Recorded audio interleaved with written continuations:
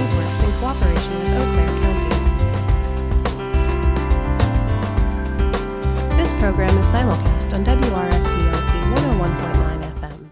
Supervisors, I call to order this organizational meeting of the Eau Claire County Board of Supervisors on this Tuesday, April the 21st. First item on our agenda will be honoring the flag. Supervisors, please unmute, and we will do this. Wait a moment while you unmute. Everyone? You're still muted. I even have a flag. Well, you have one, but pretend there's one. Are you ready? I pledge allegiance To the flag of the United States of America, to the republic for which it stands, one one nation, nation, under God, indivisible, with liberty and with justice liberty for all. and justice for all. Thank you, supervisors. To your microphones now. All except Supervisor Jansen, who I think is on. Yes? Can you hear me? Yes. Yes, I think so. All right. You have the moment of reflection. Please go ahead. All right. So first, I'd like to welcome our new supervisors. I am sure this is not what you pictured your first meeting would be like when you filled out those nomination papers many months ago. But we are so glad that you're here, and we're excited to have you on the team. And do know that we are all here to help you with any questions that you do have. So thank you for your service.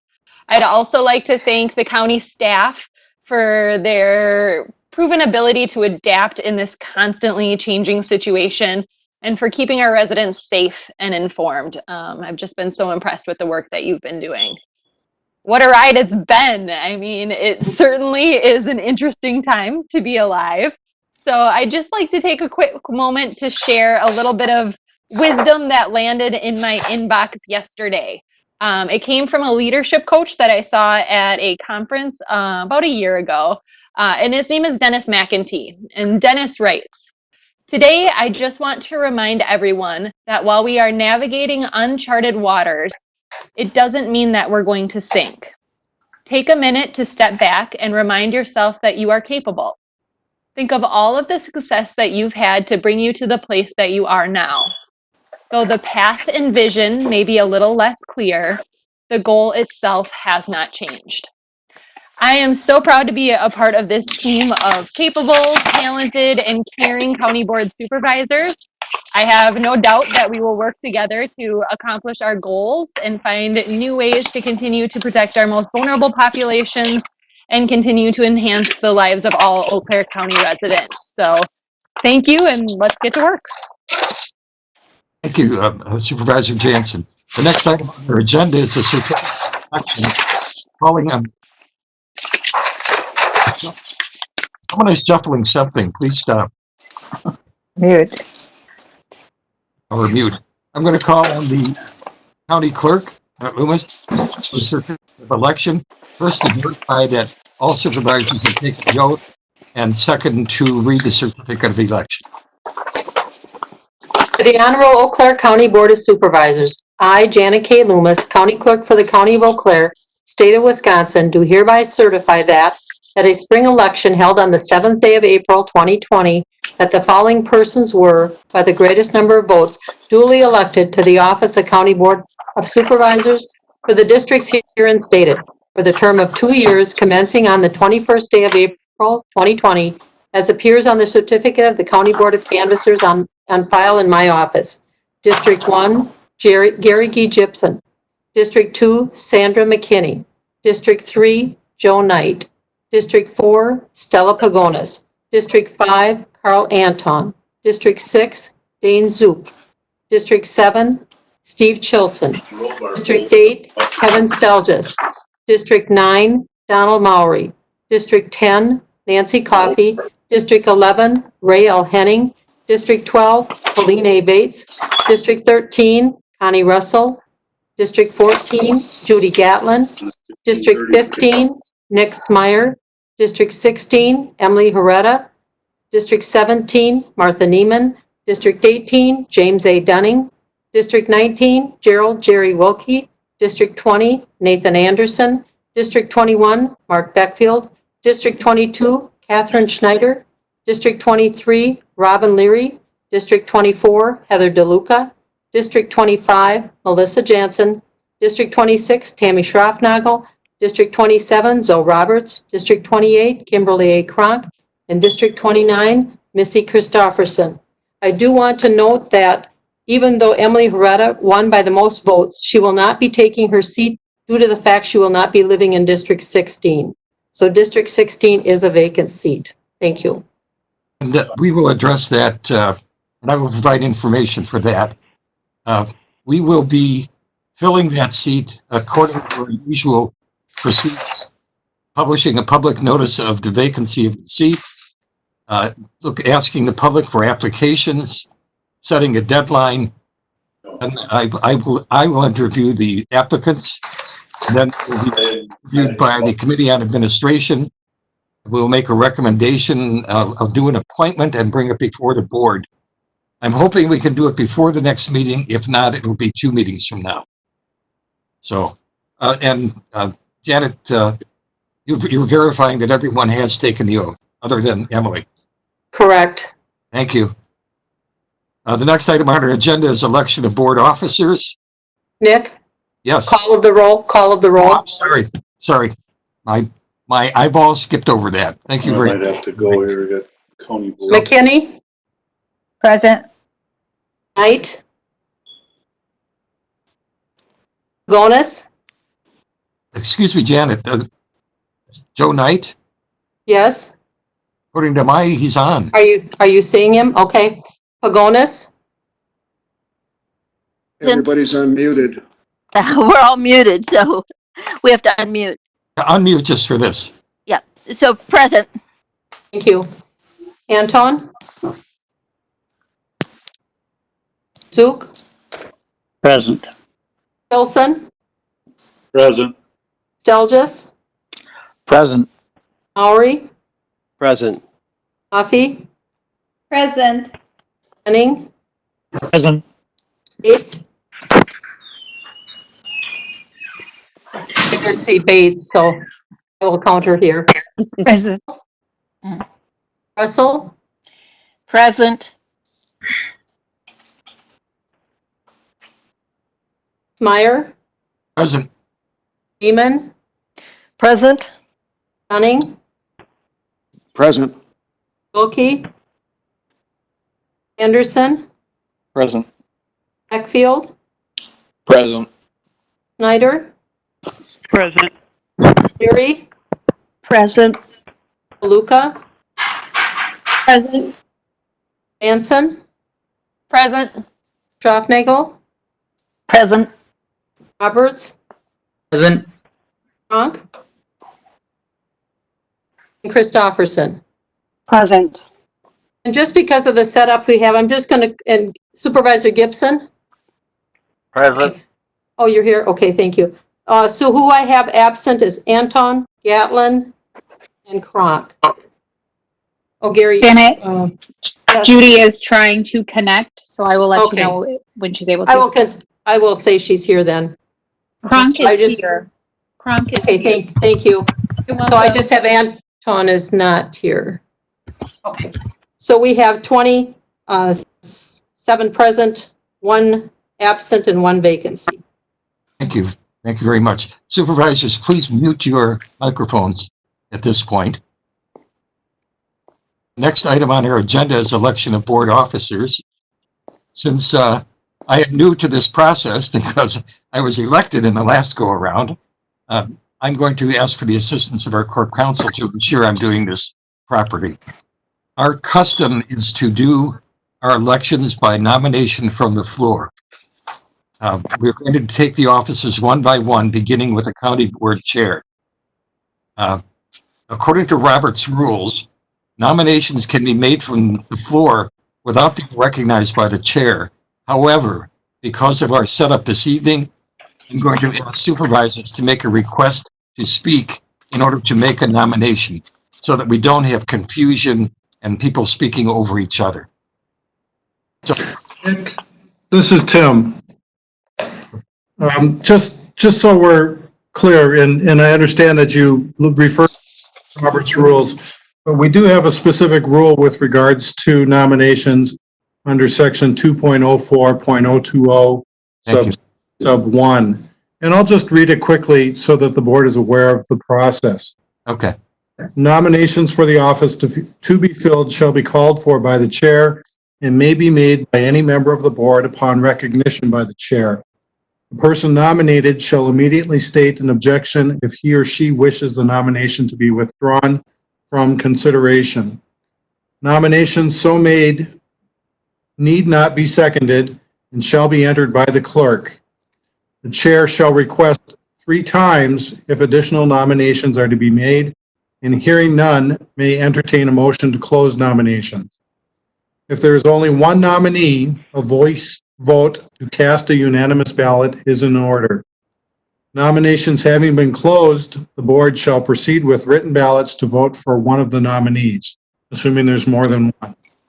If any of the nominee receives a majority of the votes cast, he or she shall be declared elected. If no nominee receives a majority of the votes cast on the first ballot, successive ballot shall be taken with the nominee receiving the lowest number of votes on the third ballot being eliminated until one of the nominees shall receive a majority of the votes cast. Thank you. Again, because of our unique setup, there's going to be a gap between the time that you request to speak to make a nomination and the time that the chair acknowledges. So please be patient with the process. Okay. The first office is County Board Chair. Are there any nominations for County Board Chair? Mr. Chair, Uh, this is Supervisor Bates, Well, and I would, excuse me. Go sorry. ahead. I was going to say, Supervisor Bates, you should make the request to speak, but since you've already started, go ahead. Oh, thank you. I would like to nominate Nick Smyer for Chair of the Eau Claire County Board. Okay, thank you for the nomination. Are there any other nominations for County Board Chair? For the second time, are there any other nominations for County Board Chair?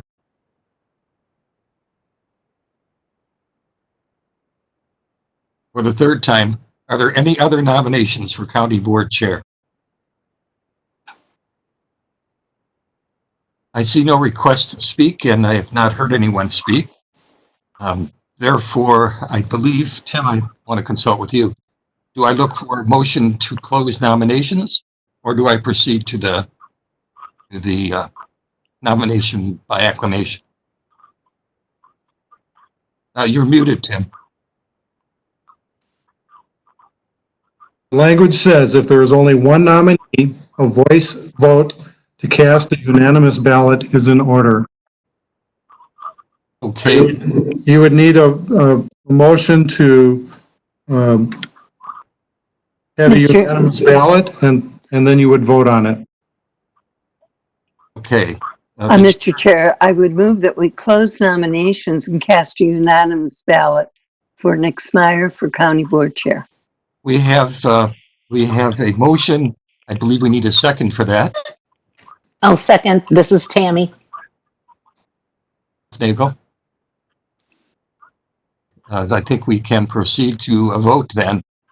I believe we could do it by voice vote even in this situation, correct, Tim? That's correct. All those in favor of... Unmute. Unmute. All those in favor of the nomination of Ms. Myers for chair, please indicate by saying aye. Aye. Aye. Aye. Aye. Those opposed by nay. It is a unanimous ballot. Thank you for your vote. We proceed now to the election of the first vice chair. Is there any nomination for first vice chair? I move to nominate Colleen Bates as our first vice chair. This is Nancy Coffey. Thank you. We have a nomination of Colleen Bates. Supervisor Bates for first vice chair? Thank you. Are there any other nominations for first vice chair? For the second time, are there any other nominations for second vice chair? First vice chair. I'm sorry, first vice chair. Thank you. I ran ahead of myself there. Sorry. That was the second time. For the third time, are there any other nominations for first vice chair? I hear none. The chair would look for a motion regarding casting unanimous ballot. This is Schneider, and I would move to close nominations and cast the unanimous ballot for Colleen Bates. Schneider, a second. This is Gary. I'll Second. This is why I wanted to have a more orderly way to do this. But I have a second again. Three of you came on. Yep. This is Gary. I'll make the second. Second by Supervisor Gibson. Thank you. All those in favor of closing the nominations and by unanimous vote electing Supervisor Bates as first vice chair, indicate by saying aye. Aye. Aye. Aye. Thank you. Congratulations. It is a unanimous vote. Supervisor Bates is our first vice chair. The next office is second vice chair. Are there any nominations for second vice chair? This is Judy Gatlin. I'd like to nominate Supervisor Jerry Wilkie. Thank you. Is there a second? Still just seconds. I'm sorry, we don't need a second for a nomination. Sorry. No, we don't. No. Sorry about that. Are there any other nominations for second vice chair? Hi, this is Supervisor Kronk, and this is very reminiscent of about, I believe, 2 years ago. But I just want to say that in showing when there's interest in sitting for these positions, I think it's really important to bring names forward of those who are interested. So I am bringing forward Jim Dunning as the nomination as well. Okay. We have two nominations. Are there any other nominations for second vice chair? Are there any other nominations for second vice chair?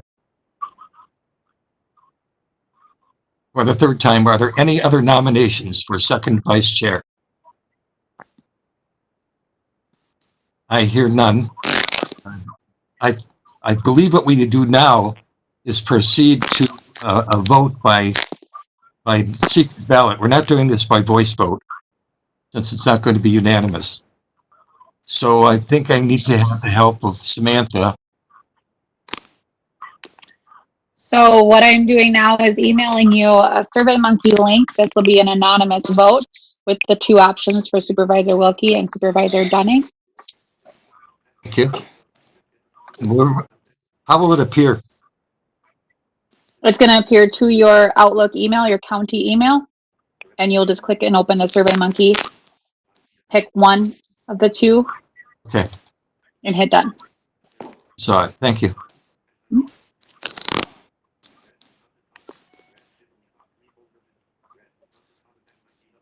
Mine's not coming up. Just give it a little bit of time. I just sent it. I have 8 answers already. Samantha, I'm on my personal computer.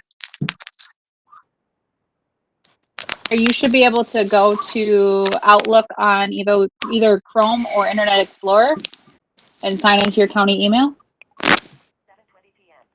Mine just came through.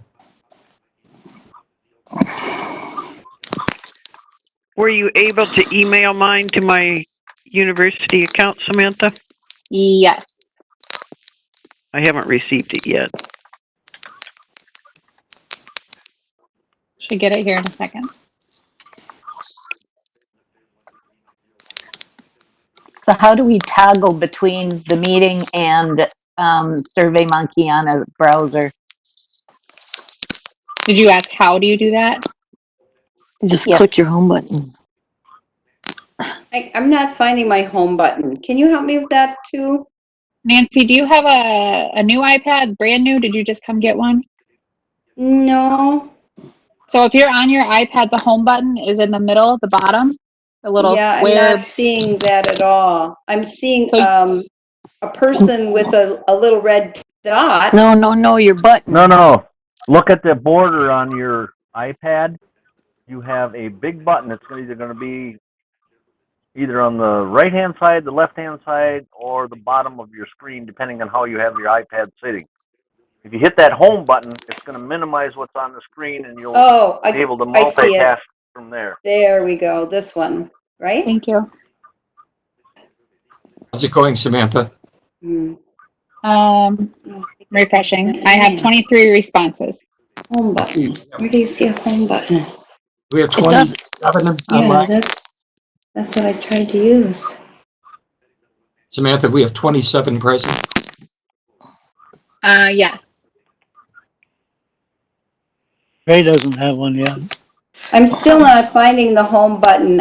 All I'm seeing, I see home and tools on the top of my. No.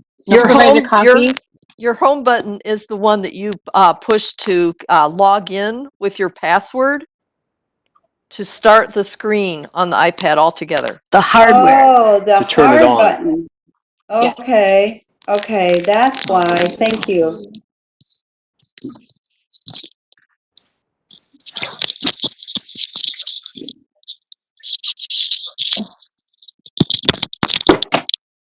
Chair Schneider, I'm just waiting on 4 more. Ray doesn't have it yet. Supervisor Gatlin came on, so we have 28, I believe. Right.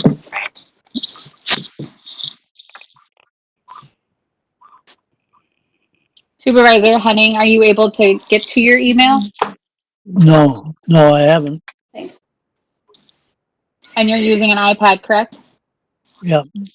So you want to hit the home button, that round button in one of your sides, and then open your county email. I've got step 3 click, open. Where do I go from there? The survey came to your email, so it should be actually the first email that you see when you open it.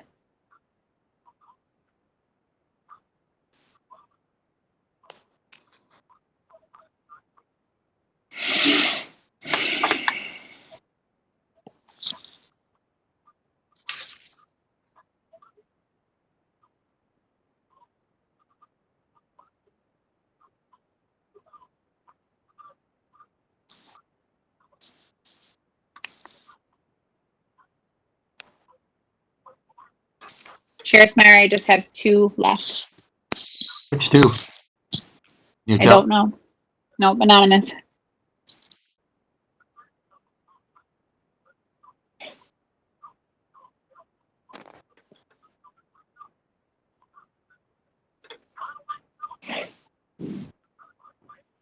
Supervisor Henning. Any success? I don't know why I can't get on my mail.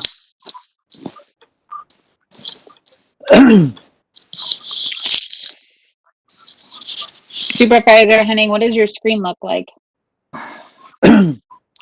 Right now it's access a meeting. So you want to get out of that and click on that home button. That brings you to your main screen where all of your applications are. How you sign into your iPad when you click that button.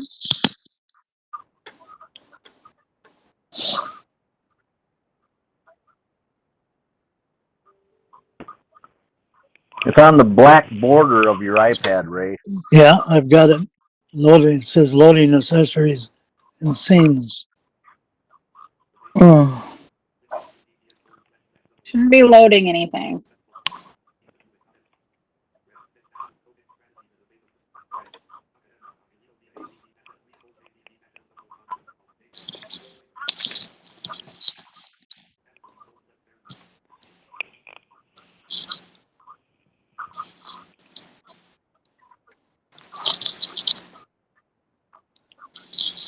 There it says poll questions and, No, you don't Yeah. want to be on the actual application itself. If yeah, you click on the circle home button with the little square in it, it's going to take you back to your main screen. So like you're completely out of the application. I don't know where it is. I don't see it. So, What I didn't understand, Ray, is Gary is right. You're talking about the outside of the screen. Don't even think about well, now, inside it. That button that has the little circle. okay, The physical button on the outside in the black part of your frame. The black part of the frame. Click that button. It's not Okay. a click. You're pressing it. It's not something you click on. You press it. Right. okay, then it came up, You should be able to go to your email. it puts in participants now. So I don't, it's got chat and raise hand and it's got the X and, Oh, he's still in it. No, you're And still then- on the application. You want to Yeah. look on the black border at the I'm bottom of your iPad. So if your iPad's sitting upright, there's a little button that you push. It's right by where you plug in the charger. So look where your charger goes in, and then it's that actual like button on the machine itself. It's not anything on the screen. It's like a physical indented button that you can push. It's got a little sticker on it. okay, yeah, So yeah, you click on that, and then it should open up kind of your screen as normal. Your desktop. Yeah. it's got all the icons on there. Correct. Yes. Okay. Yep. So Yeah. go to your mail. So go to your mail.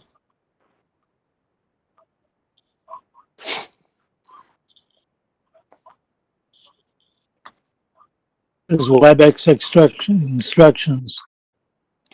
So, So if you open your You- Outlook, the very top email is going to be from me.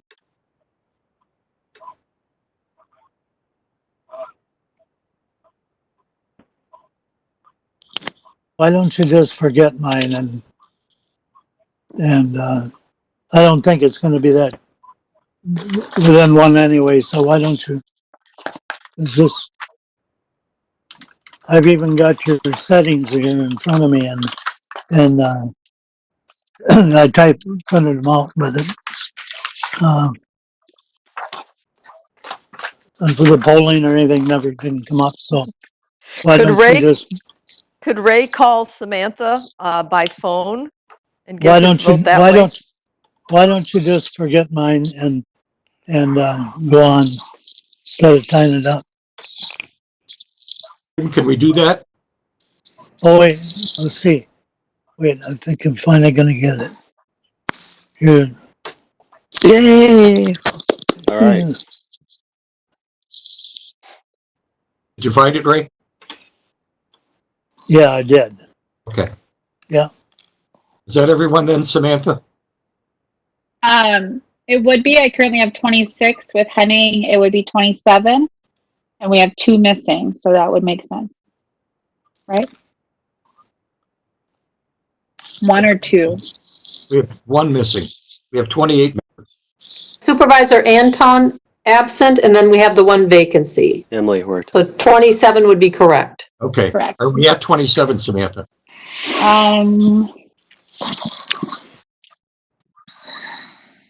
We are. Could you send to me the result and then I will announce it? Sure. Thank you. It'll take a moment.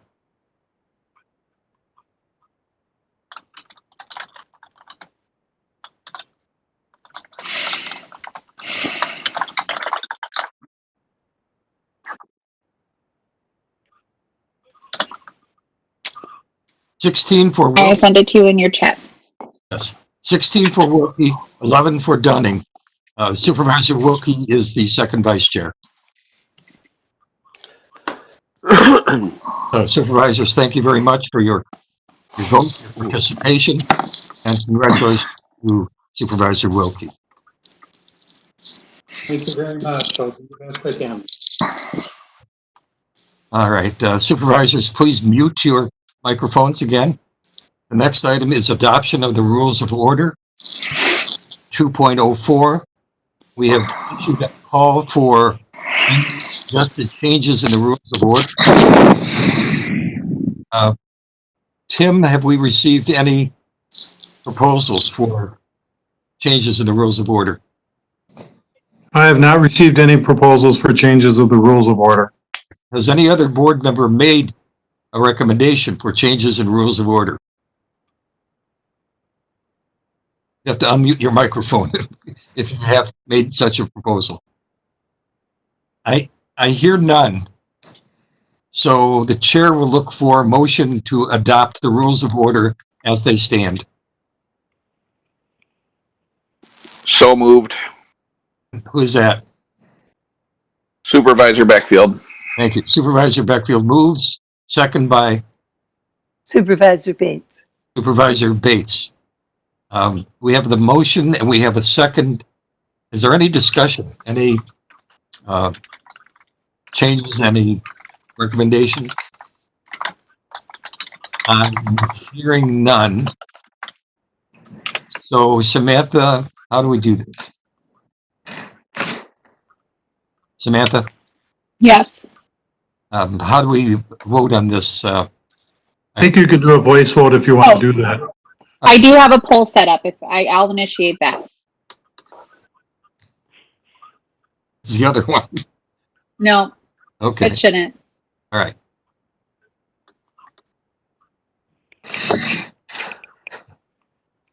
Supervisors, you'll see a poll pop up on your screen if you would vote on that.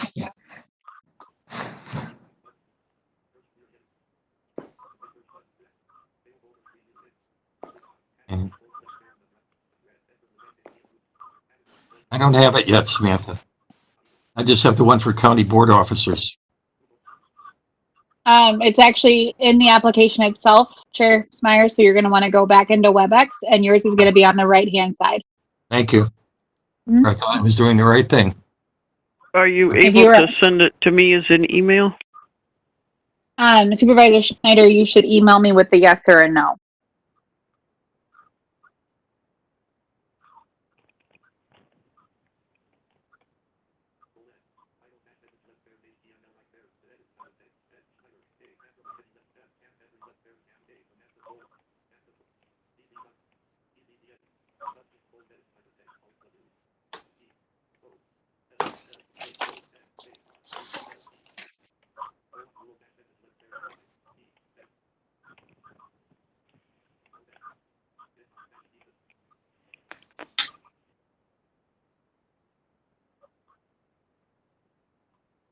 What are we doing, Samantha? I'm still waiting on 3 more. Yeah, Samantha, this is Kevin Stelgis. What is the poll supposed to look like within the application? You're on your iPad? I am. So it should pop up and it says polling and it says the presenter has opened a poll. Would you like to take the poll now? And it's either not now or okay. No, I don't see that. Okay. So if you click into your screen and open up the circle with the 3 dots in it and click polling. You can click there.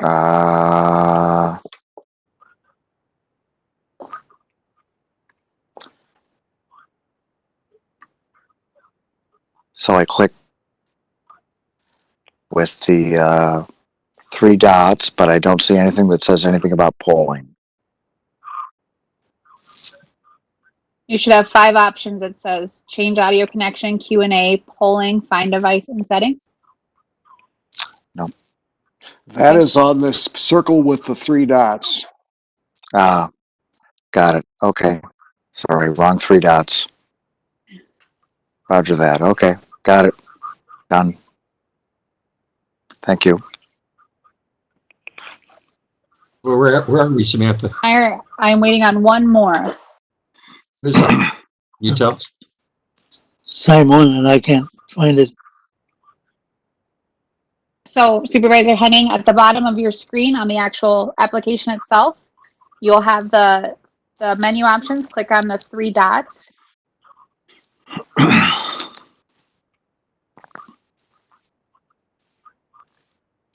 With the three dots? Yeah, okay. Yep. And then click polling. It's the Yeah, third one yeah, down. There, And then there we submit got yes it. or no. Thank you. Sorry, yeah. Oh, I got it. Oh.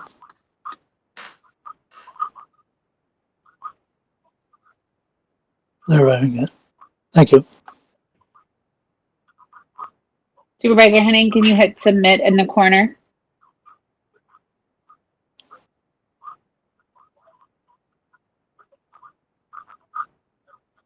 Thank you. Is that everyone? It is, and results are coming. Okay.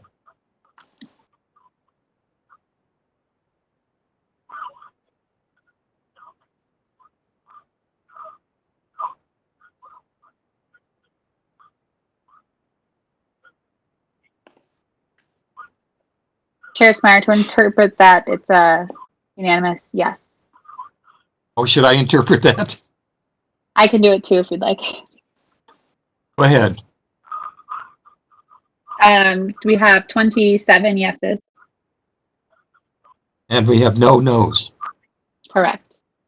Okay, I'm going to consider that a unanimous vote. Okay, moving on. Next item is the approval of the Journal of Proceedings from April the 8th, 2020. And I think I saw a motion from Supervisor Leary. Yes. Okay, motion by Supervisor Leary, second. Seconds. Gatlin. We have a motion and a second. Are there any changes, deletions, corrections to the Journal of Proceedings? Okay, we're going to do this one by voice vote, so it won't take us long. So that means you will have to unmute your microphones for the moment. So unmute. Supervisor Bates, unmute. Supervisor Bates.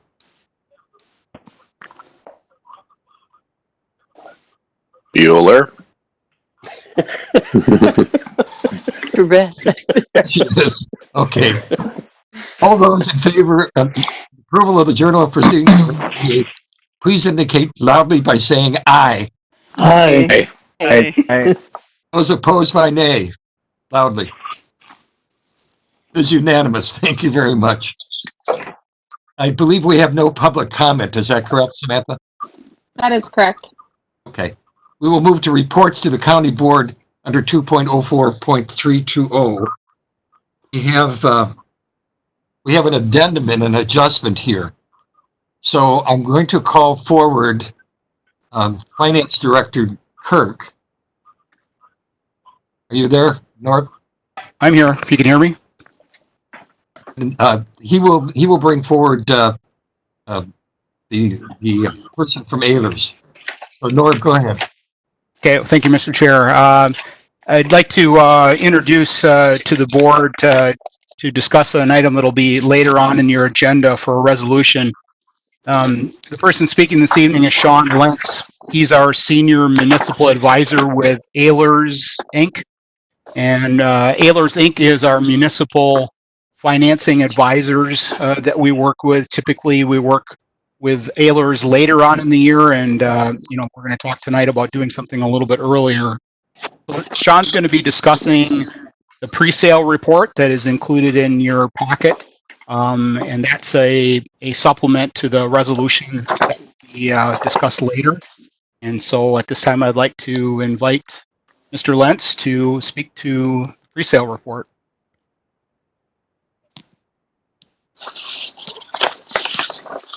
Good evening, Norb and Mr. Chairman and board members. Am I coming through okay?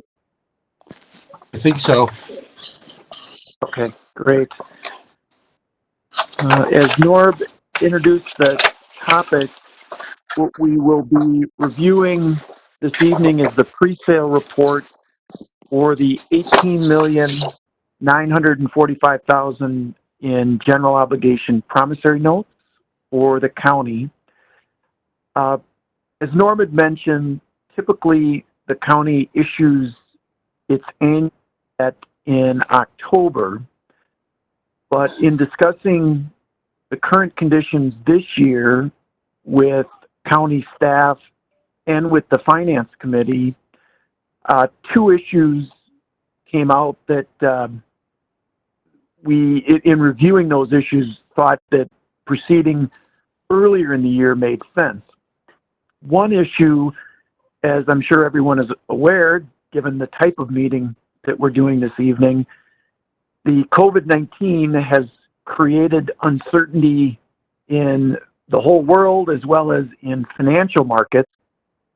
The county's typical approach to project finance is throughout the early part of the year, the budgeted projects are paid for with cash on hand from the county. And then later in the year, in October, the debt is issued, which reimburses the county for funds that were spent earlier in the year, and then debt service is paid in future years on the newly issued debt.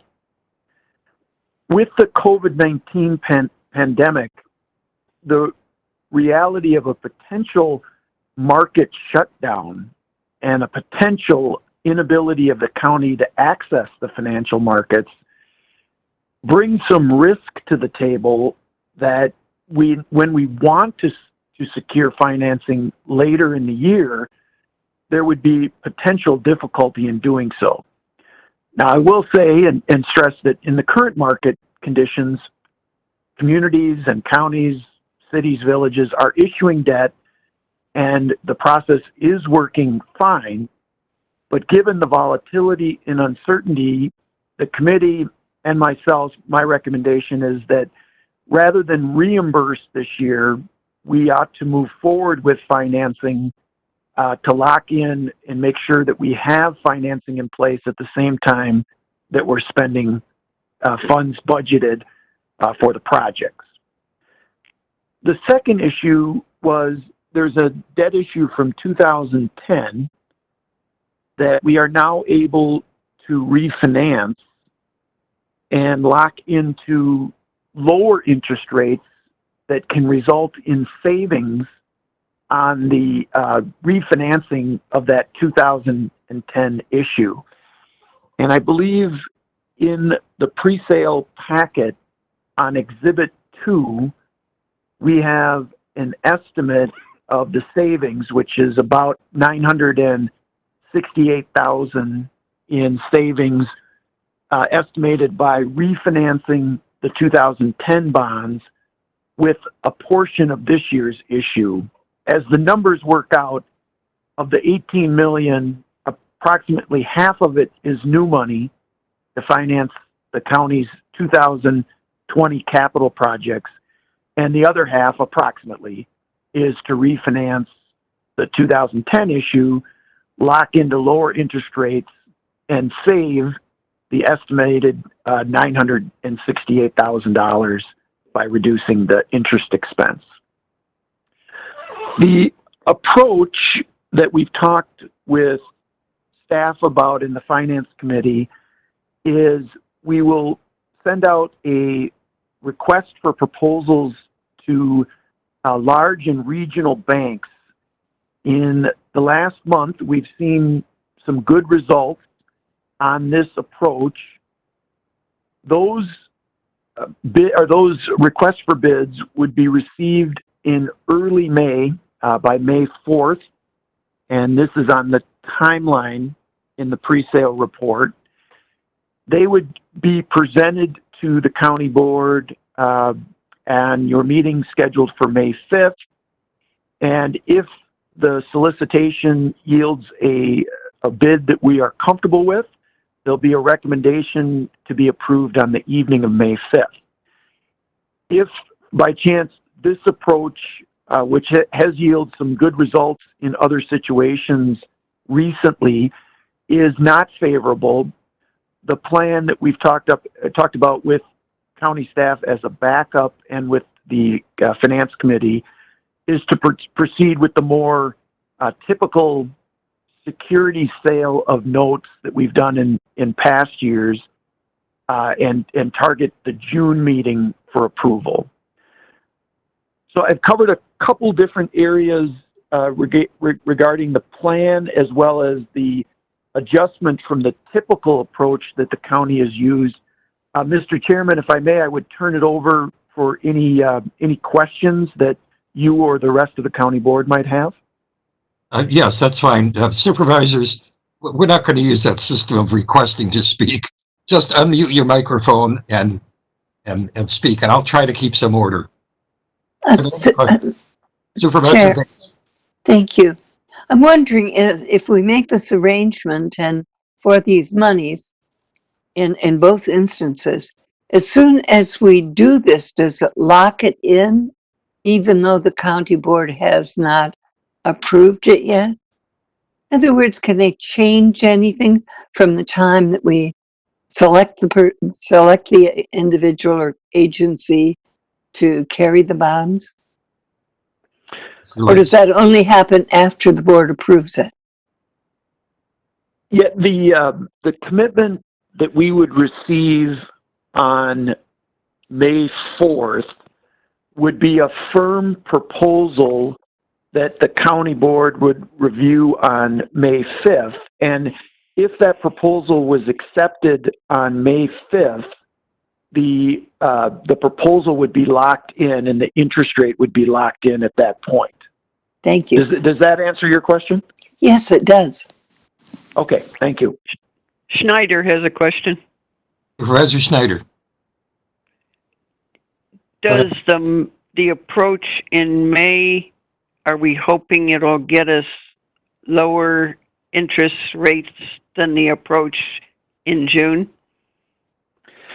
Yeah, thanks for asking that question.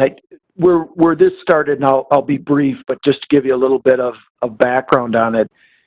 In March, the middle of March, the market for securities, the approach that we typically take for selling the county's debt, it seized up and it was very volatile for a couple of days in March. It eventually did come back and bids were being taken and bonds were being traded.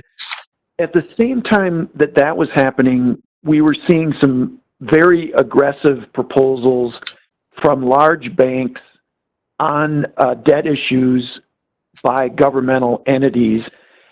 So that market, and Norb and I reviewed a situation for the city of Marshfield that had some really extraordinary interest rates, about 1% interest rate on a long-term electric revenue bond. With that result, we discussed that we may have an opportunity to hit the banking market right now, given the current situation, and the county might want to explore that option this year. Subsequent to that, we have seen some softening in bank proposals. I think that is a result of the Small Business Administration loans in consuming a lot of the bank's attention right now. And given that program being out there, I think it's looked on favorably by the banks. And again, that's translated into maybe not quite as aggressive bank bids. So the plan is to still, given kind of what we've been viewing, explore that approach, because the feeling is it could yield better results. What we will recommend to the full county board on the 5th is the bids we receive, as well as, against one another, the competitive bids we receive, as well as what are we seeing in the securities market, or the typical approach we've taken in the past. And if we're not pleased with the results, we may reject all of the bids and go that other approach for June. So hopefully that answers kind of the thought that we've had, the Finance Committee and staff has had regarding this approach. But if there's a follow-up question, I'd be happy to answer that as well. Just as a point of order, I believe that the proposal that you intend to present on May 4th, would go before the Finance and Budget Committee, and which would then report it out to the county board for approval on May 5th. So I'm asking Supervisor Pagonis if I am correct in assuming that it will process through the Finance Committee. Well, assuming I'm on the Finance Committee, but yes, so this is the first of two resolutions that'll be before the county board. The resolution is to essentially give permission to our bond guys, Sean and the Ehlers, to actually go out for bids. The resolution we'll have either in May or June would be the second resolution to accept the bid that we've been given. So it's a two-part series, and yes, so it would be reviewed by the Finance Committee typically prior to coming to County Board. Okay, so the timing on that would be that I'm assuming the committee would receive it on the 4th. Right. So we typically meet before the county board meetings, and that we would then sign the resolution. So we would probably convene a meeting that afternoon, or so Sean said he's going out on the 4th. So the afternoon of the 5th, prior to county board, we would be able to meet and review with Sean the bids he's received. Okay, so we will put it on the agenda with the understanding that the committee will have acted on it by the time of the board meeting. How we handle it. Okay, thank you. Sean, anything else? Nick, no, Mr. Chairman. Question. Dunning? Question, Nick, Kevin Stelgis here. Oh, sorry, Supervisor Stelgis. Yes. I'm a little bit confused on the refinancing of the existing debt. I'm looking at Exhibit 1 here. And if this was debt that we issued in 2010, would we not be retiring all of that by 2020? I thought our term was typically 10 years. Yes, that is the typical term. The debt that was issued in 2010 was for the county facilities, and that debt, because of the useful life of the facilities, the Justice Center, it was the decision of the board at that time to issue 20-year debt versus 10-year debt. So in this case, the debt has a 20-year term, and that's why we have the last 10 years available to us to refinance. I see. Okay, so a follow-on question then. Are we still, for that refinanced debt, still keeping the same term, or are we pushing that out farther? We are not extending the term. Just to give you a little bit of background, 20 years is the maximum term when the county issues general obligation debt. So even if we wanted to, we wouldn't have that opportunity. But to answer your question directly, no, the term is staying exactly the same as it was before. Okay, thank you. Thank you. Are there any other questions for Mr. Lentz? Thank you, Mr. Lentz. Back to Lord Kirk. Thank you, Mr. Chair. So the other written report is an update of the standing or status of the 2019 financial report, particularly the fund balance, the unassigned fund balance. This is a report that we have reviewed previously. I think the last time I reviewed the report with the committee, it was in the kind of early December timeframe. We did an estimate at the end of November. So this is an update to that. So a couple caveats. There are three things that still remain open in terms of closing out 2019. The first one is we're completing our internal pre-audit review that we do prior to turning over our financials to our external auditors. And so, in that review, we could find some adjustments to the report, not expecting they're going to be material because we've been reviewing things on a pretty regular basis, but just want to make that note. The second is the finalization of the DHS financials. As a reminder, DHS, their revenue availability continues through the end of June. They typically do have some late grant revenue that comes in. And so when we look at the numbers in the report, the amount shown for human services is an estimate at this point, estimate on the latest information that they have, but it is still an estimate. And then the third and final component is the actual external audit itself. It would be not unusual to have some amount of audit adjustments that would take place. We've seen that go down kind of year over year, but I would expect there to be some amount of audit adjustments. Again, I would not expect those to be material in nature, but it certainly is possible. So with that said, I just kind of wanted to walk through where we're at currently. So at the top of the report is a very brief summary of where we ended 2018 at 10.889 million in this unassigned general fund balance. The net department activity, a lot of activity going on, and we'll talk about in a minute, but at the end of the day, right now it's all netting to basically a $35,000 deficit. And obviously we have some pretty big swings in there.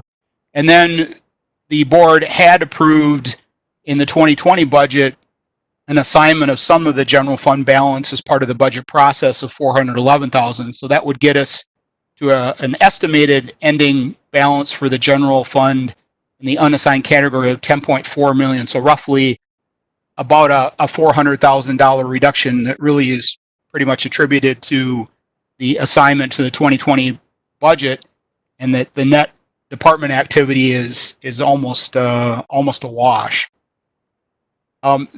We, again, typically look at that general fund balance as a percentage of our expected general fund expenditures. You'll see that that is yielding that we'd be at 28%. The fund balance policy that the county has a minimum of 20% and a target of 30%, which you see kind of towards the middle of the page there for reference. I will say, and I've kind of said this before, but just to reiterate, I'd say 30% target is really kind of a minimum. I see many counties where their fund balance policies are more closer to 40%. So I wouldn't say that the fact that we're kind of relatively close to the 30% would necessarily mean that we shouldn't be still closely watching our general fund unassigned balance. As we've discussed before, even though we were just talking about financing, one thing that to point out in the financing that we were just talking about, by going out to banks in this particular RFP, we don't have to go through the rating agency and have a review with Moody's like we would typically do. If by chance, we don't have the bids come back that we want, then we'd have to go down the securities route. We would have to go and have to meet with Moody's and look at getting that rating updated. I only say that because Moody's has pointed out in our last couple of conversations that they do pay attention to what's going on in our general fund balance. So just to point that out. So you see in the activity detail what we're again showing as activity by department, whether it's an expected surplus or deficit based on where we're at today. And there are a handful of departments I'd say that certainly stand out because they are rather large swings. The first one you'll see is the Clerk of Courts. At this point, we're looking like they're going to come in with about a $473,000 surplus, and they've been the benefit of collecting way more fines and fees and court fees than was originally budgeted. So they were able to collect, I think, quite a few dollars that had been past due and from previous years by utilizing some of the state collections. And so I think we would look at that, or at least I would look at that as being somewhat of an anomaly. I wouldn't necessarily assume that we're going to see that level of magnitude of surplus coming from that, particularly in 2020 now, given our current situation. That activity, I'm sure, is going to be less, and we might even be challenged to get to the 2020 budget amount for that department, just given kind of the nature of how the courts and everything is operating today. The next one I'd point out would be facilities. They're right now looking at about $181,000 surplus. The vast majority of that is utility savings. I think we are seeing some savings from the LED lighting project, but we're also seeing some other savings as well with some of the fuel consumption. The next large one obviously is the human services. So you'll see at this time that projection was a deficit of 2.2 million. That deficit projection remains. As I said, they will continue to have revenue that will come in yet through the end of June.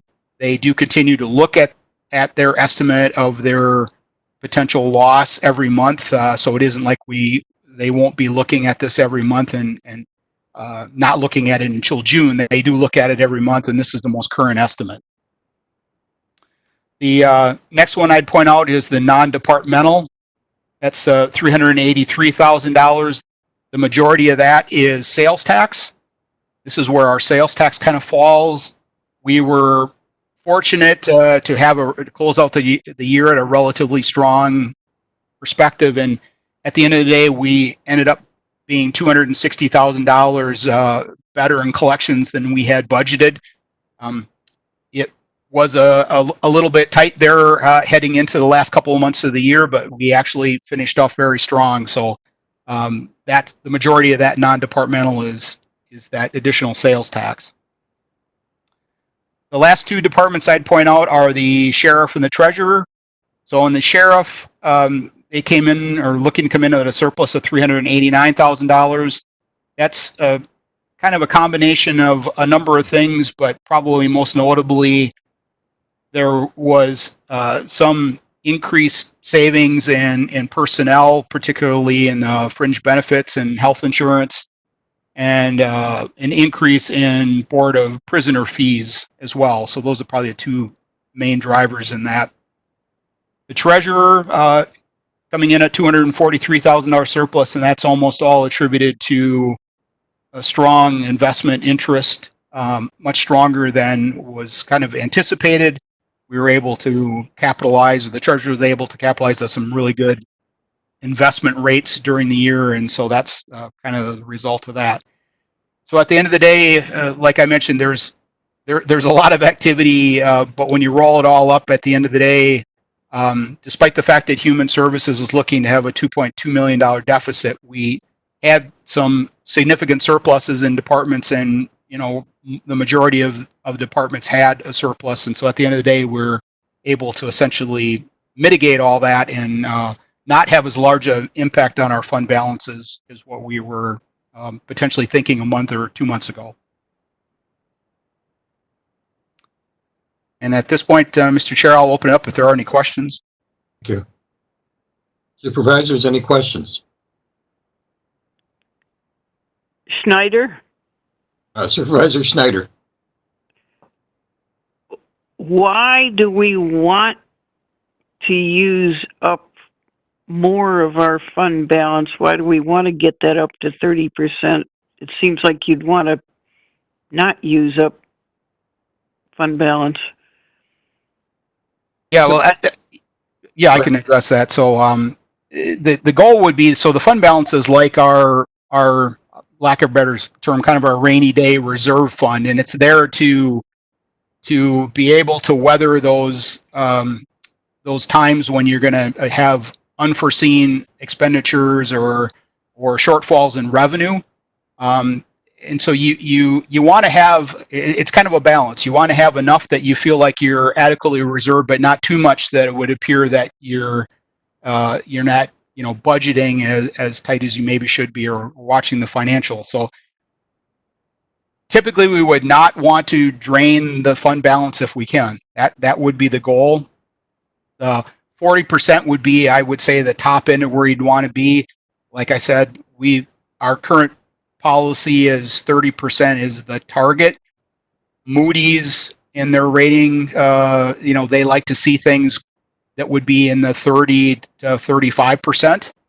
So that's kind of where they're looking at. They also look at what's going on in terms of the activity in the fund balance. So, they will see when we have our meeting, they will, again, if we have a meeting with Moody's, but if we did, they would be looking at the activity and things like the human services where we've had maybe deficit positions in the past, and they would be looking at those trends, wondering, and they would be realizing that we had some fortunate anomalies occur in 19 to kind of offset that. Norm, just for clarification, would you state 30% of what? It's 30% of the general fund expenditures for the following year. So we look at it as where did we end 19 and what is that as a percentage of the expected 2020 general fund expenditures? Thank you. Because the activity of what happens in the general fund, if you will, all these departments kind of close to the general fund. Human services would not typically close to the general fund. They would typically have close to their own fund, but because they're in a deficit position, the general fund covers it. So that's why you'd look at the general fund expenditures. Supervisor Schneider, did that answer your question? I think I need to go back and take economics or something, but yes. All right. Are there any other questions for Norm in regard to this?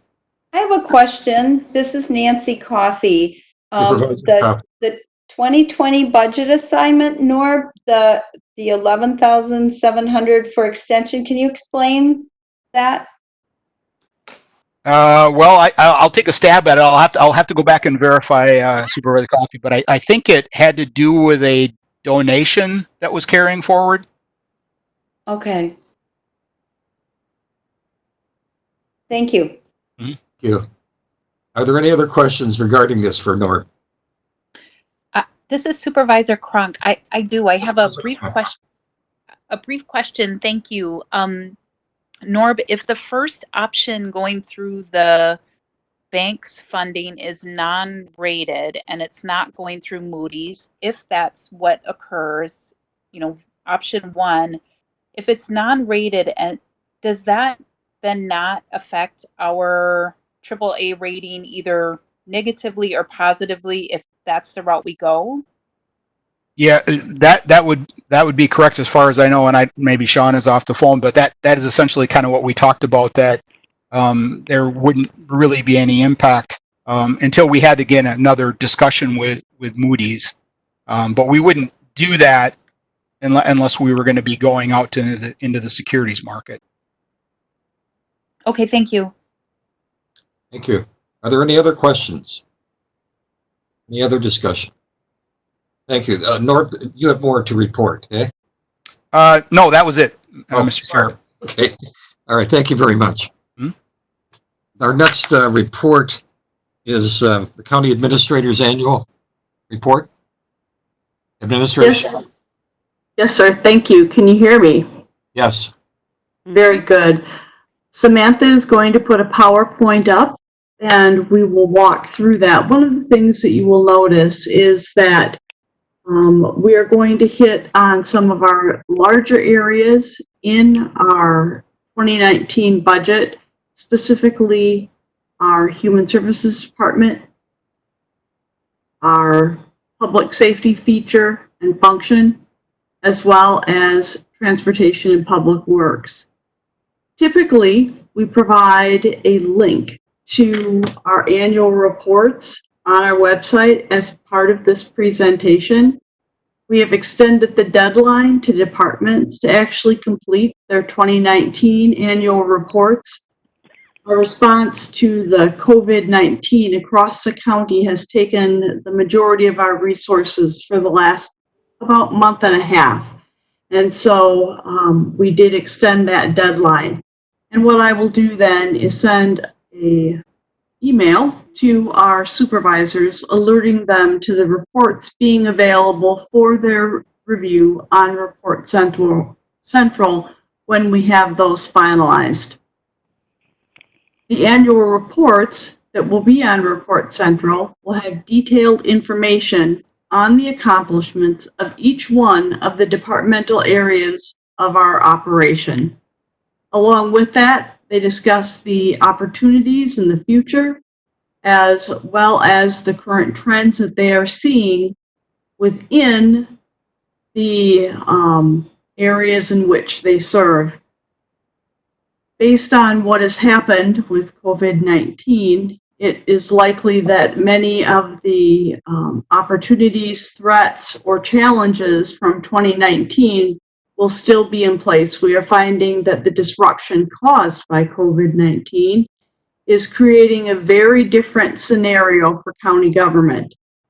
So I will very quickly go through just a few points from 2019, and then we'll very quickly review some of the response to COVID-19 to date from a county perspective, as well as where we intend on going from here.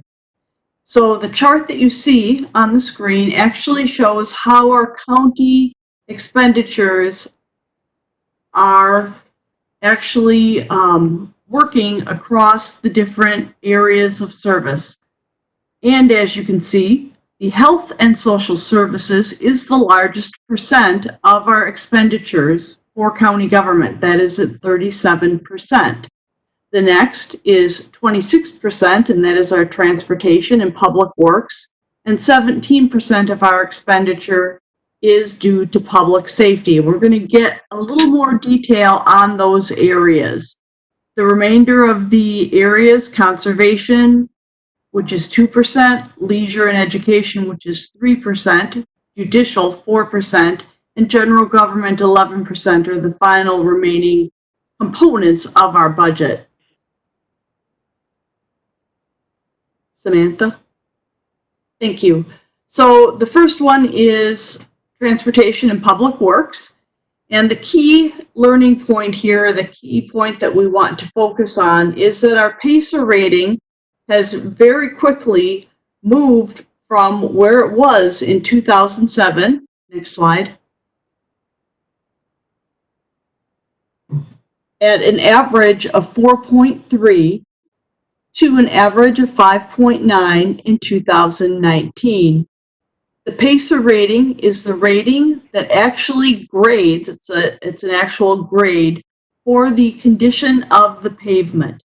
In an ideal world, we would have a PACER rating of approximately 6, because what we know is that if our PACER rating is at 6, the overall maintenance cost of our roadways is lower. And so when you see the difference from 2007 to 2019 of 4.3 to 5.9, what that equates to is in 2007, we only had 172 miles of roadway considered to be in good to excellent condition. However, now in 2019, we have 296 miles that are considered good to excellent condition. This was accomplished over the years through a number of different mechanisms.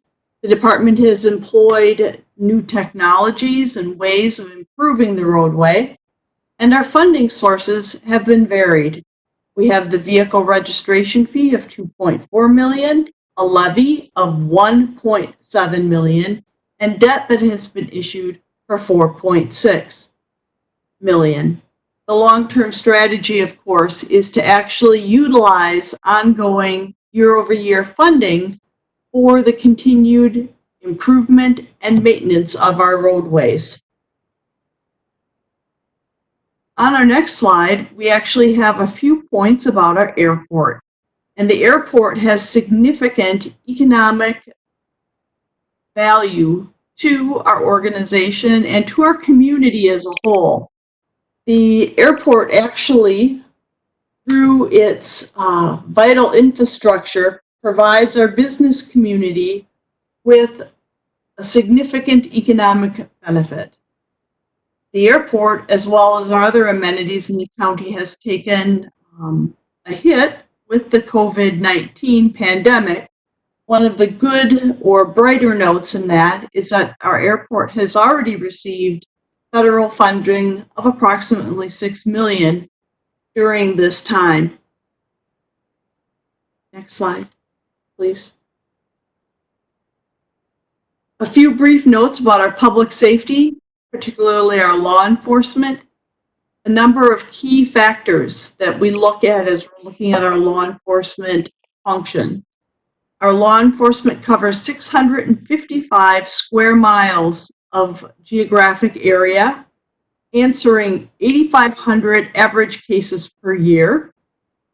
And they have 450 general investigations that are actually assigned to our detectives. Along with this, we operate a lab that actually does forensic analysis and has successfully brought to conclusion a high number of cases. And you'll actually see the outcome of some of that in one of our next slides. So this slide is actually a quick review of the case filings and our jail population. And so when we talk about the ability to close cases, the Sheriff's Department working with the District Attorney and our courts all become part of a chain of events that allow us to properly dispense or to depose the different case types that you see below.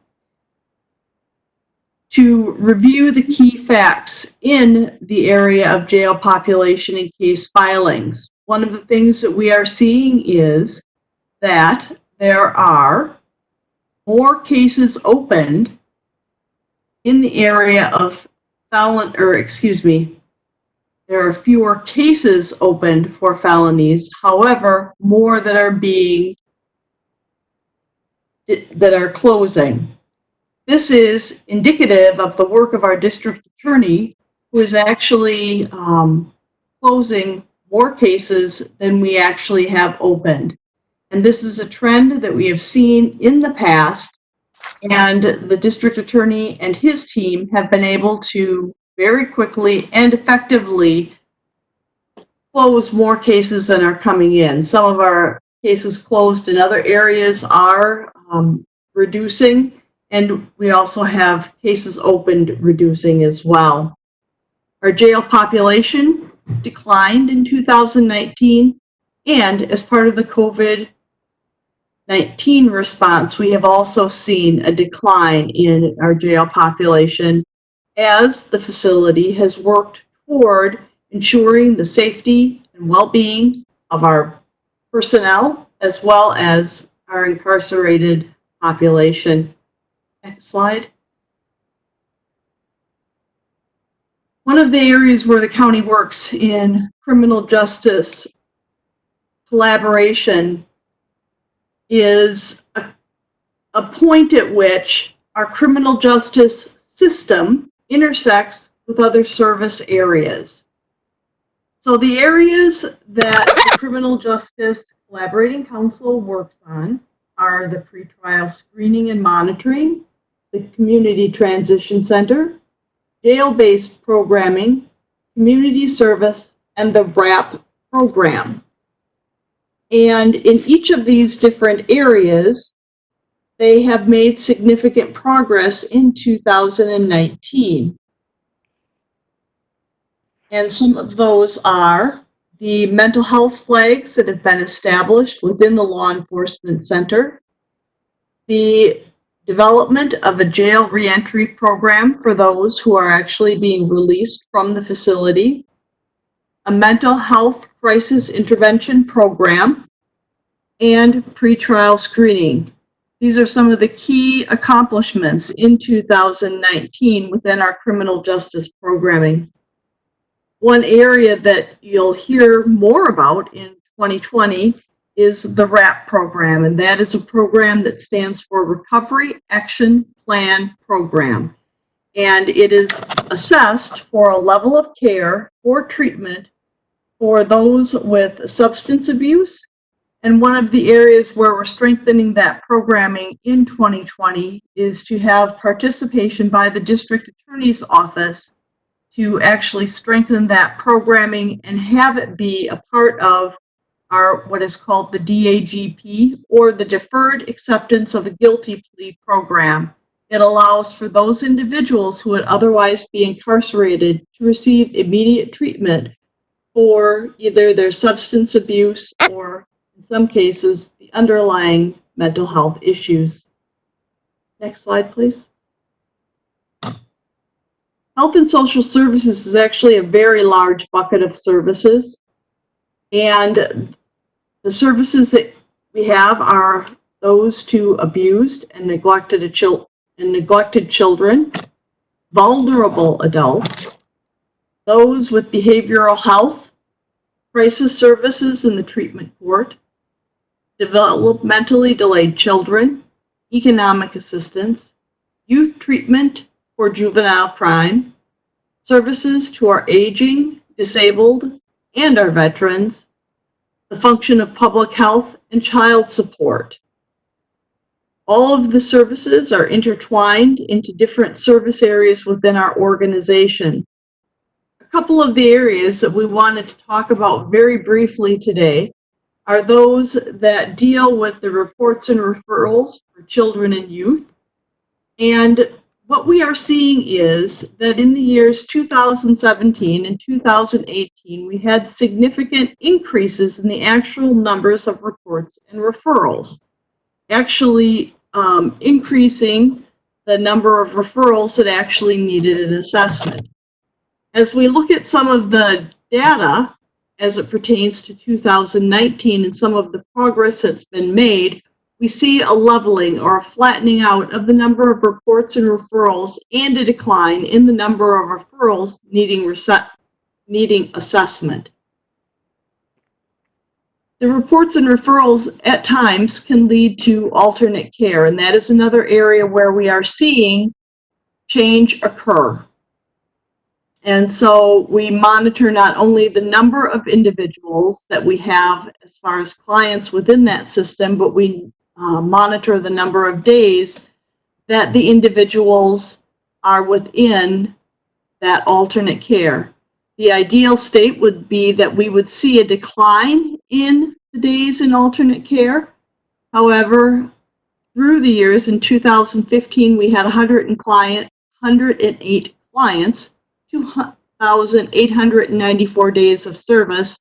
In 2019, we are at 149 clients with 4,292 days.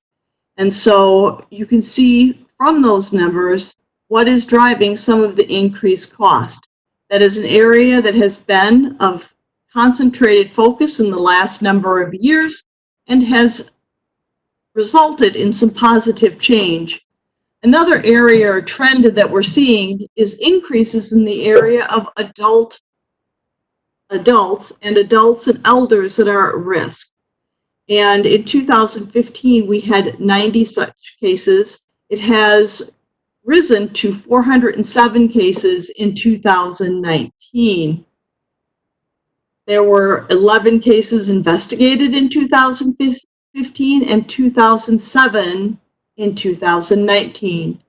Part of that change is the change in requirements or mandatory reporters for those who are required to report potential abuse of adults or elders. And so that is part of the reason we're seeing some of those increases. This is an area that we continue to work with, and I think that you'll be hearing more of that as we continue on.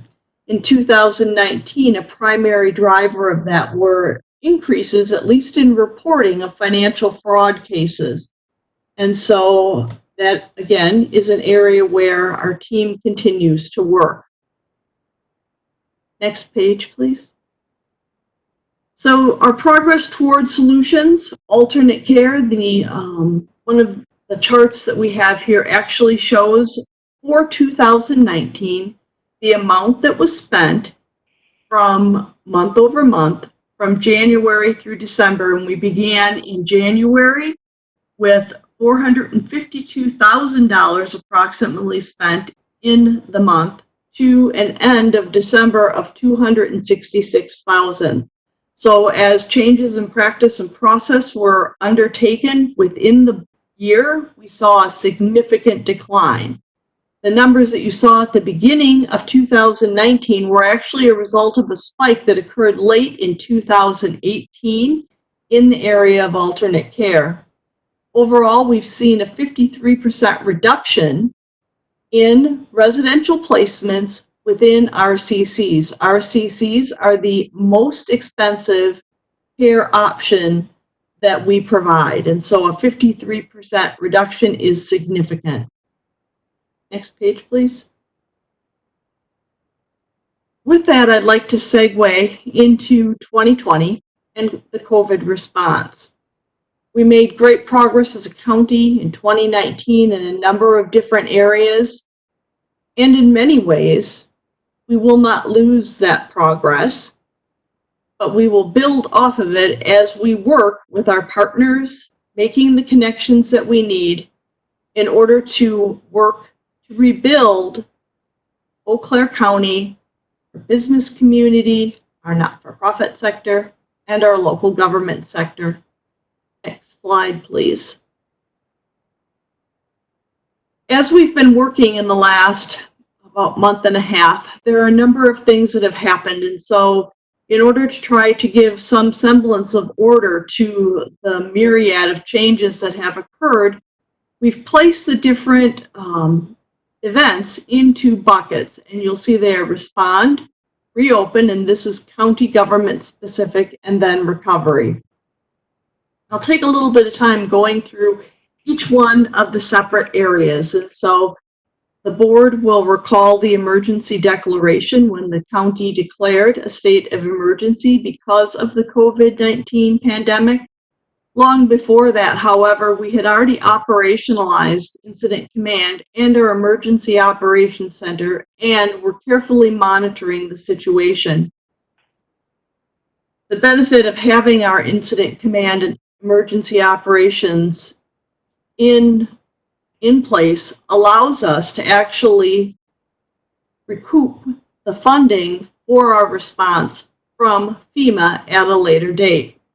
It also provides a framework that not only county government can work within, but all of our partners. And one of the things that we are very fortunate to have is a joint incident command with the city of Eau Claire that has worked extremely well, and it provides a joint response for the entire county. Within our county operations, in a very short amount of time, we were able to take the majority, about 30% of our actual staff that could work remotely, and have them work remotely. We implemented flexible scheduling and online services to limit building access. And as you're very aware of, WebEx for our meetings so that we can maintain social distancing and safety for our board, our employees, and our citizens. We are in the process now of planning for what is called a safe reopen of our facilities, as well as our community as a whole.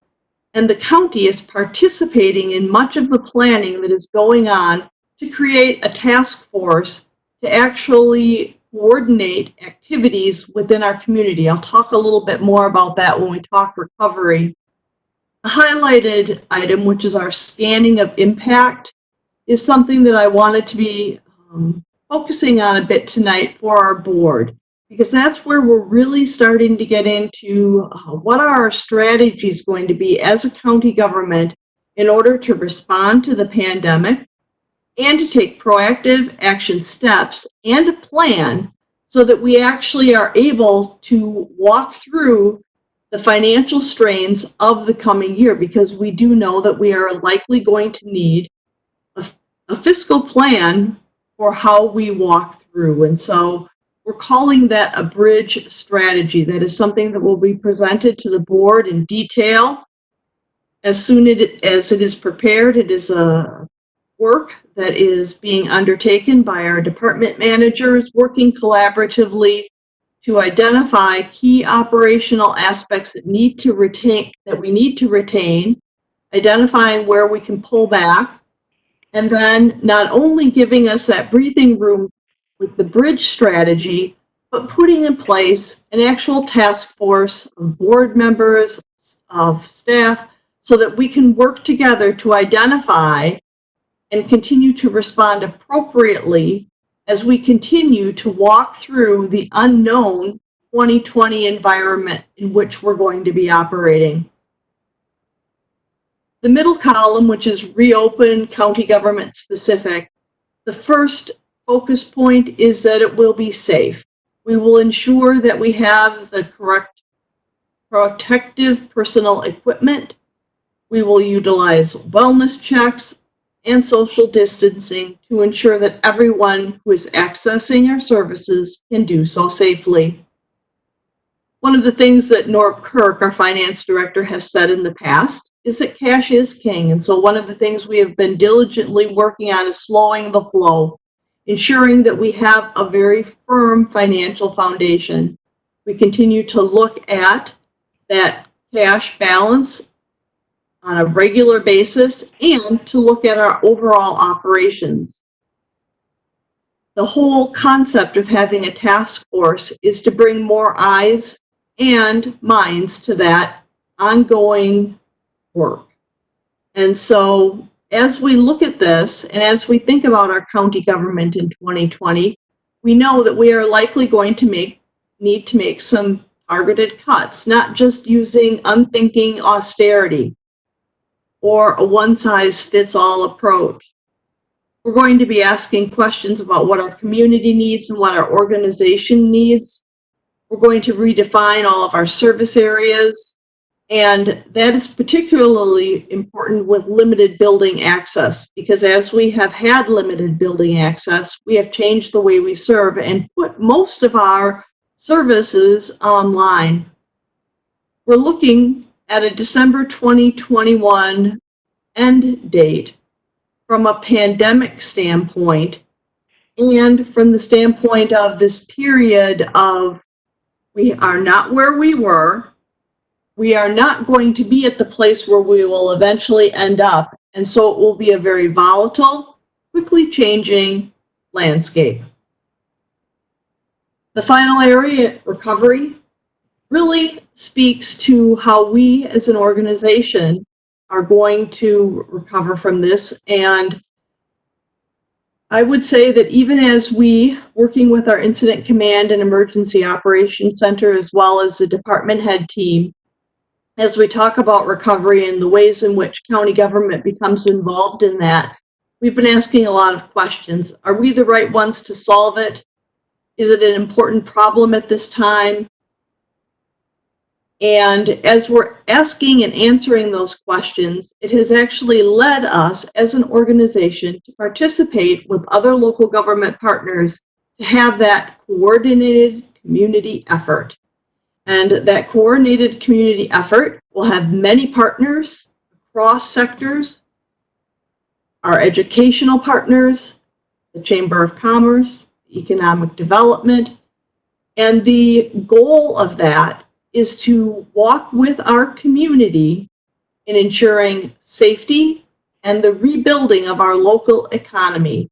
One of the analogies that I've seen of this that I really appreciate is that it's really an analogy of a barn raising where everyone comes together, brings what they have, and we build together. And that there's not going to be any one organization that can simply be a vending machine to make this happen. So it becomes our government and our community working together. And the last bullet point that I have on there is grants management, because we will want to continue to manage our grants and grant opportunities.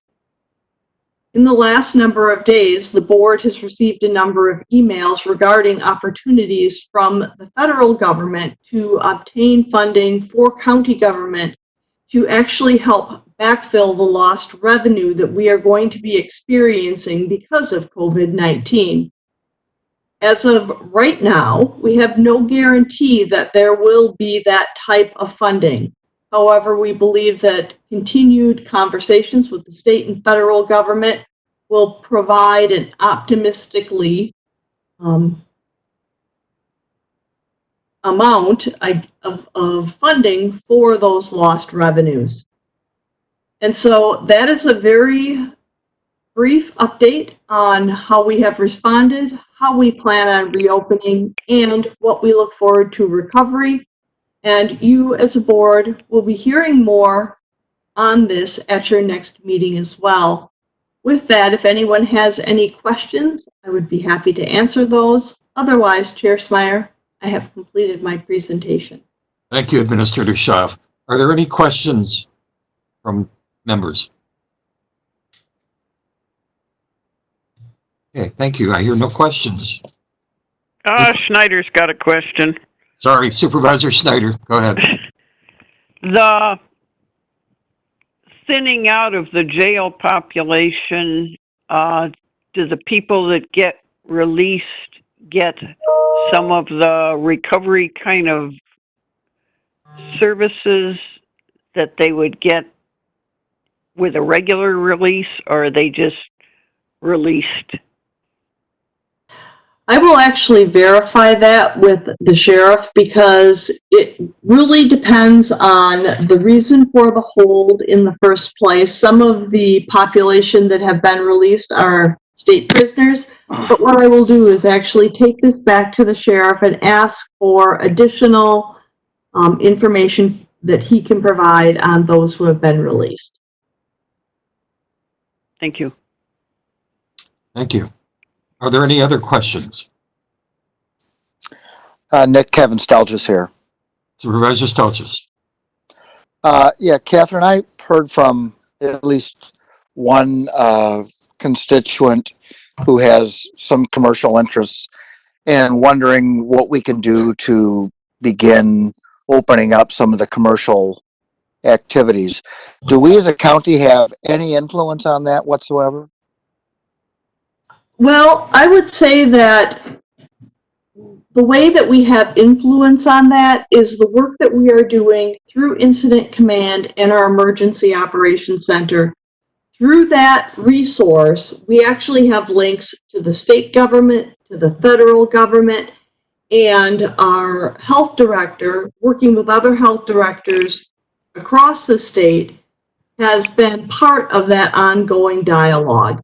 And one of the things that we saw that was released today from Governor Evers is that although the date for Safer at Home has been extended as part of the planning for the Badger bounce back, what we are looking at is actually an ability to phase in some of that as a state.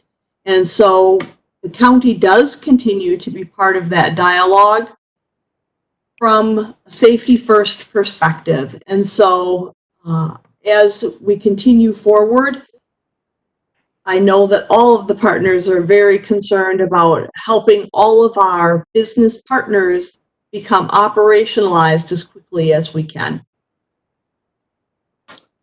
Supervisor Stelgis.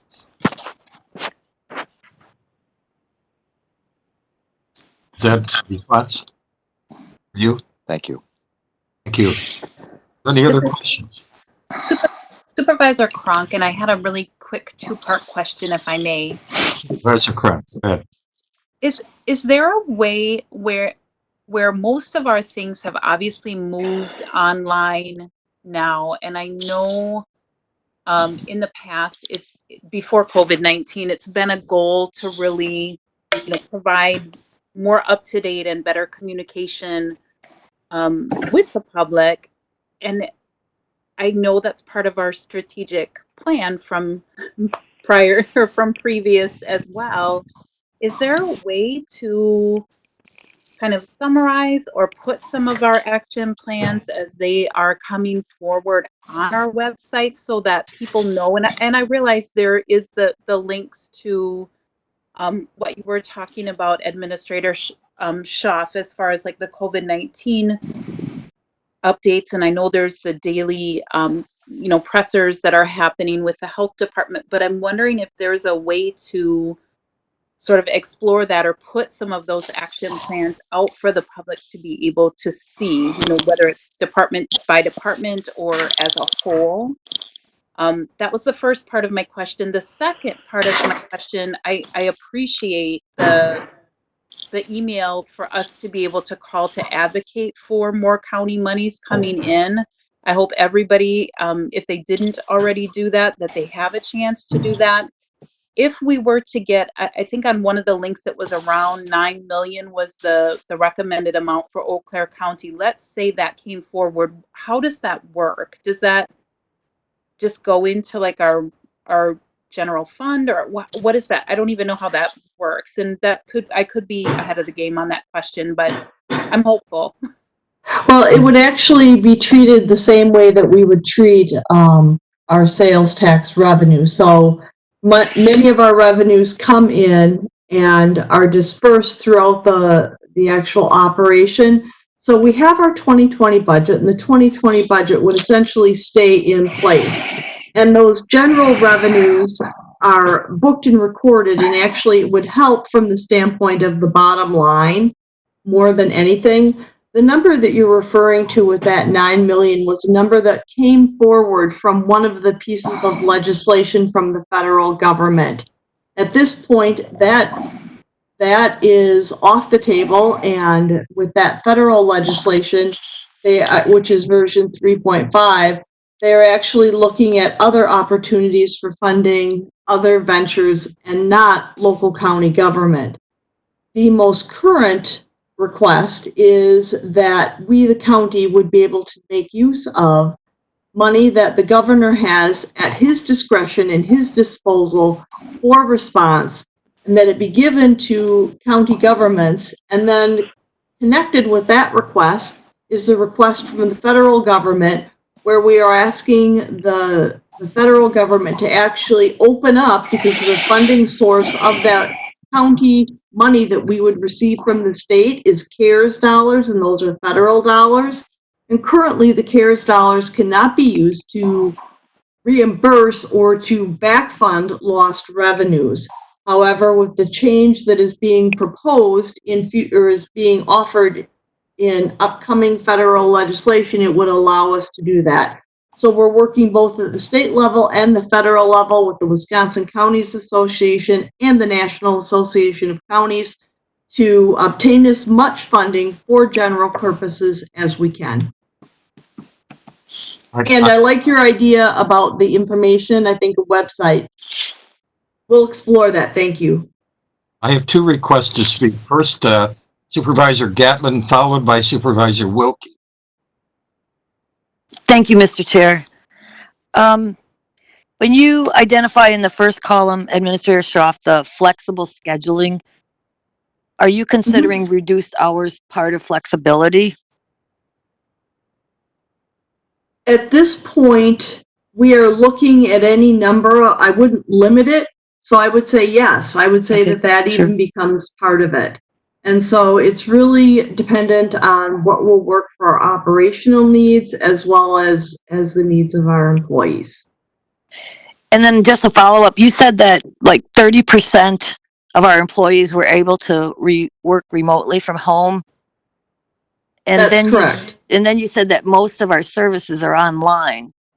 That is correct. But we offer a lot of services that can't be offered online.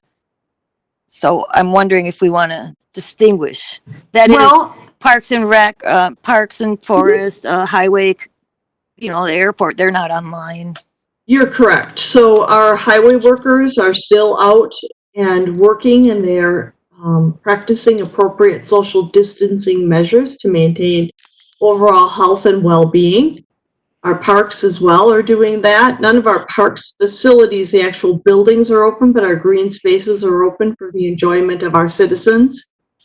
For other areas where we would typically meet in person with the individual, we are utilizing technology when we can. And so the courts is using technology, and they're actually holding hearings and other court events through Zoom.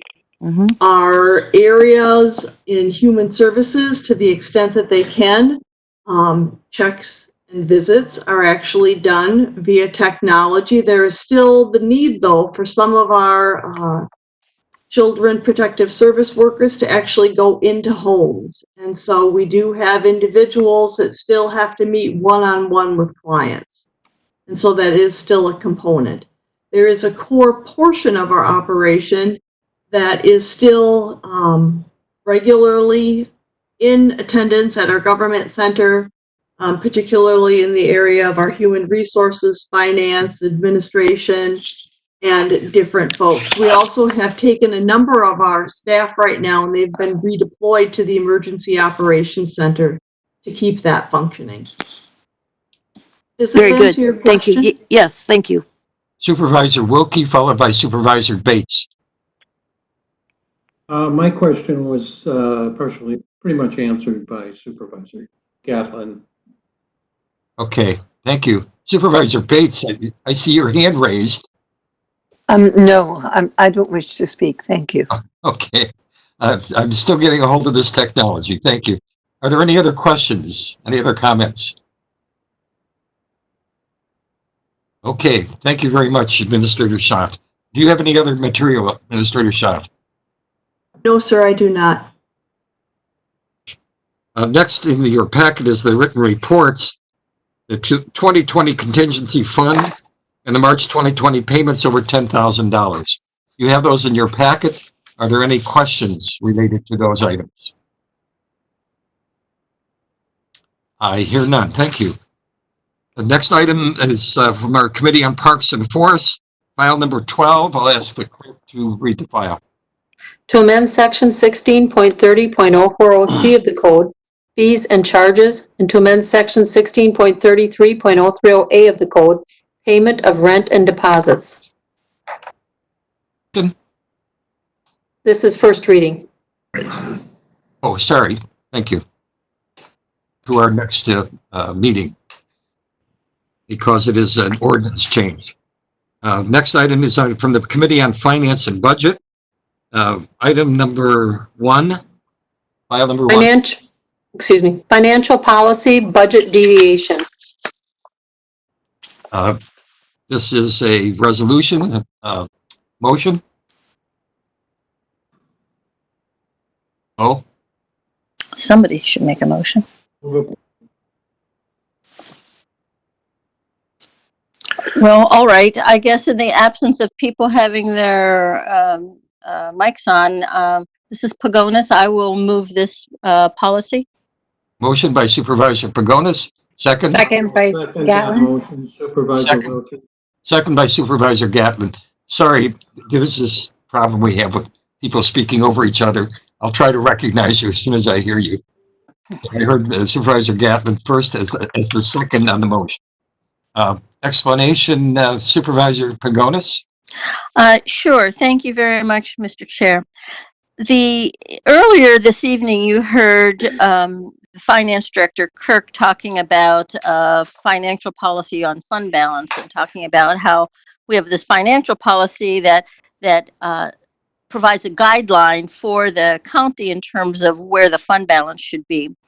This actually started in about 2014, that the Finance Department and the Committee on Finance and Budget started looking at putting certain items in the Finance Department as a policy, and this is to follow the general accounting standards.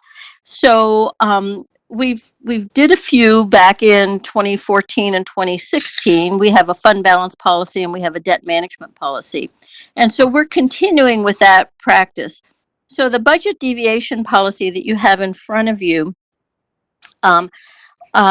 was drafted primarily by Norb Kirk for the purposes of providing an idea, a plan of how, if a particular department continues to begins to have overruns, and basically it says has or likely will exceed overall budget due to exceeding expenditures or revenue shortfalls. So basically what that's doing is it's providing a procedure for departments to take. In having a discussion earlier this morning with Norb, we get that right now we're going to see a lot of changes in revenue, and so there may be situations where departments are going to be exceeding expenditures because of revenue shortfalls. So, for example, Parks and Forests was in that first reading, they're projecting a revenue shortfall by closing the parks. So this, of course, in that situation, the director would report to his oversight committee, would report to the finance director and the administrator, and would probably come and just say, this is how we anticipated going, and then give us an idea of, what else is going on in his department, for example, with timber sales or something. And I'm just using parks as an example. So this is and it's being consistent with the plan that we're going to do basically as our auditors are asking, and begin to put things in policy. And this particular budget deviation policy was approved unanimously on December 19th by the administration committee. So the 5 people there. And it was approved also by Committee on Finance and Budget just in March. So I urge you to support this. And again, this is one of many policies that I think that will be trying to get a little more aggressive to comply with the GADSB standards. Thank you. Thank you. Are there any questions from Supervisor? Schneider. Supervisor Schneider. After the initial look-see about the problem, it doesn't mention that the county executive will continue to monitor. It mentions different committees, plus the board will monitor. Does it need to say that, or are we just assuming that, of course, the county executive will continue to monitor? Supervisor Pagonis? Well, it would certainly be my expectation that the county administrator would be on top of it. That's one of the elements of the position, is that when there is a department that's having a serious effect on the budget, that there would be that the administrator who manages the county would do that. So the procedures, if you read down, while it's not part of the policy, the procedures do lay out that the administrator and finance director will work with the department to determine mitigation strategies, and that would be an ongoing process. Certainly an expectation of an ongoing process. It doesn't say ongoing. It's step 1. It says they'll do it. It doesn't say they'll keep doing it. Right, but I think that we need to have that expectation. And Supervisor Schneider, if you think that the policy itself should use the word ongoing, I would certainly think that that is a reasonable request. Can you take that reasonable request, or does it need to be a formal amendment? Mr. Chair would have to answer that. At this point, it would have to be a formal amendment. Supervisor Schneider? Can I do that at the next meeting? Is that correct? You can do it now. Well, actually, this is Tim. Actually, what you're voting on is the resolution to adopt the budget policy. So if you want to change the budget policy, I think you have to go back to the committees to change that policy, because that's who's adopted the policy. Okay, thank you. Thank you for the clarification. Was there a comment I heard in the background there? Yeah, this is Supervisor Pagonis.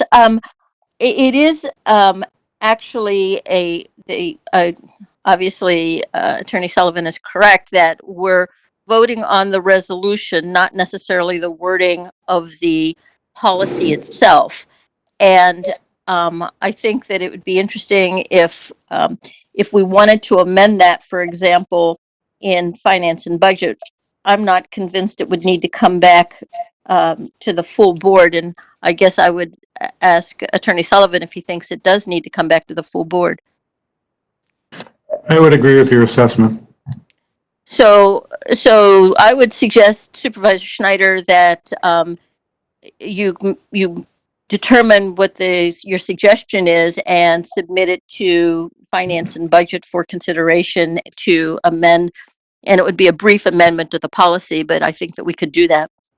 I think you could also consult with the Corporation Counsel on that. Yes, I could.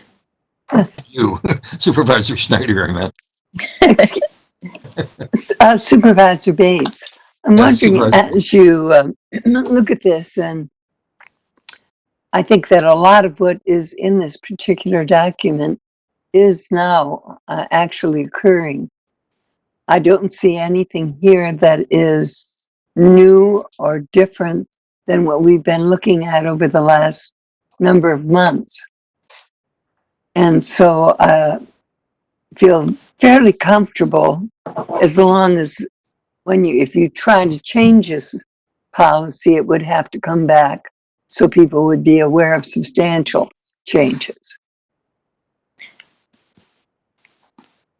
I agree. This is Supervisor Pagonis. I agree that if there were a substantial change, my interpretation of Supervisor Schneider's comment is to add the word ongoing. Right. So that I don't consider that a substantial change. I think it would be a clarification. Thank you.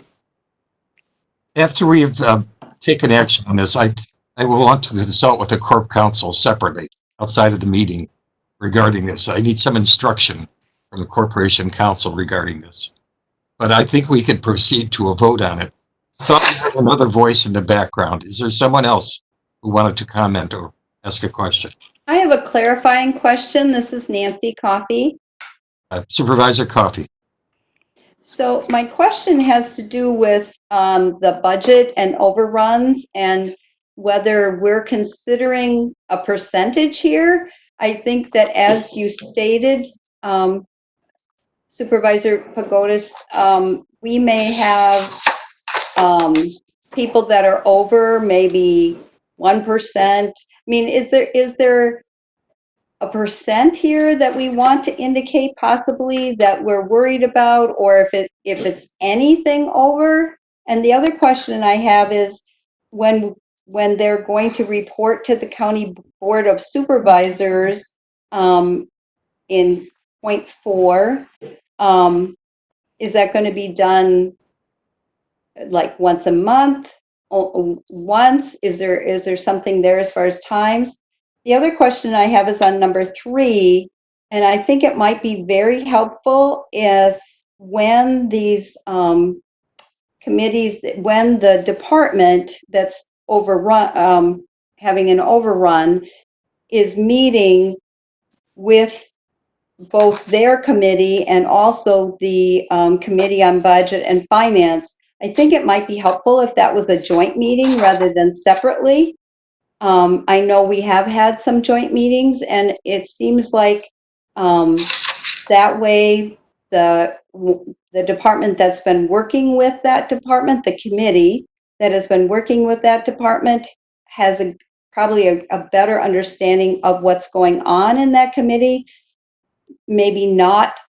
And I think the Finance and Budget has a different perspective that also needs to be voiced, and it might be helpful if that was a joint meeting rather than a separate meeting between the two groups. I think that your question is similar in structure to Supervisor Schneider's question. Therefore, I think we should handle it the same way. I would like to address the percentage question. Please do. Supervisor Pagonis. It was Supervisor Coffey that asked, is that correct? Correct. Originally, we tossed around having some percentage or a dollar amount or something like that. But given the disparity in size of the different departments, using a percentage could have, it would be very different among different departments. So we have, for example, the register in probate, it's only 4 people. And so there might be a situation where, the register predicts that she's going to have X number of probates come in, but she doesn't have that amount. So she would have maybe a relatively small dollar amount, but given her department, it might look like a pretty big percentage. So we decided that it's kind of a situation where if she's running over, and she would address it with the finance director and explain what the situation is, then we would be able to look at it on a case-by-case basis rather than try and define it up front. But it's primarily because if we look at the number of individuals that work in the sheriff's department, it's substantially different than what the register and probate would be. So that's kind of why we decided not to quantify it specifically. And it really puts a lot of decision making on the finance director, who would identify early on when something is looking serious. And as I said, we're going to see some changes this year in 2020 because we're not bringing in, I guess Norb said earlier, we're not bringing in fees, fines, and forfeitures to the extent that we were. And in fact, the Clerk of Courts is not even submitting them for collections. So it's a completely different method of how she normally gets her revenue in this year as what she did last year. So we already anticipate that there's going to be a difference. She's going to come in at a lower amount. But again, she was revenue producing in 2019. So she would be bringing in less revenue, but not necessarily going over budget in terms of what her expenditures are. So that's why we decided not to do that. In line with the Corporation Council's comment here, I want to point out that this is a two-headed resolution, and it actually has two parts. One is approving the financial policy budget deviation, and the other is directing the Finance and Budget Committee to review, update, and maintain county financial policies. So unless there is some question about the double-headed policy, double-headed resolution here, I would recommend that we proceed to a vote. And if there are those who ideas or changes and so on that they'd like to make in regard to the financial policy budget deviation, that the recommendation wind up in front of the Finance and Budget Committee for future action. In other words, we can change this policy in the future, but we're actually voting on two things here. Correct, Tim? Mr. Chairman, Supervisor Wilkie? Correct. Had to unmute myself, sorry. Oh, sorry. Am I correct in my statement? Yes. Your assumptions. Thank you. Supervisor Wilkie, did you have a comment? Yes, just briefly would state that though it was not a joint meeting between the Committee on Administration and Budget and Finance, we discussed it separately, but came to the exact same conclusion in regarding to putting an exact number in the resolution. Exact same discussion. That correctly, it was a discussion about the budget deviation, but also about the need for work on our financial policies. I think there were two things that were discussed, and that's how this resolution wound up in this form. I see Supervisor Pagonis nodding her head. Right, thank you. Correct. both committees came to the same conclusion. Yes, thank you. I don't want to cut off discussion here. Is there anyone else who has a comment or a question? Okay, thank you. We'll proceed to a vote then on this resolution. I think we can do this also by voice vote, carefully. So all those. I think it's best that we have a recorded vote on this rather than just the voice vote, simply because it has been quite a discussed about issue. I'd feel more comfortable with the written vote. Who is speaking? Sorry. Leary. It's Supervisor Leary. Supervisor Leary. Supervisor Leary's request. Gary, I wanted to speak too. I agree with Supervisor Leary. Okay. Last meeting we had, this was like a nightmare, and I think we should probably go to the voting on the screen like we were. Fine. And, the chair agrees with you. So we will proceed to a vote here. Samantha, we need your help. Your vote is in front of you. Okay, thank you. Supervisors, please vote. Is that a yes/no vote? Yes, it is. So a yes is supporting the deviation policy and a no is not supporting it. It's supporting the deviation policy and the direction to the Budget and Finance Committee regarding work on financial policy. Vote.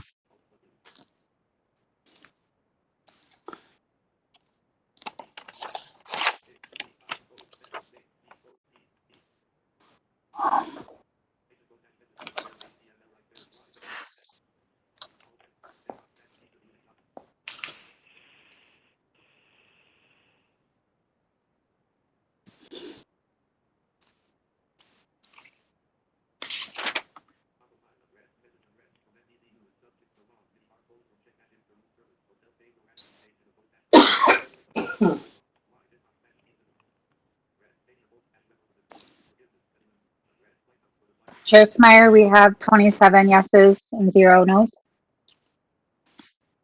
Resolution passes.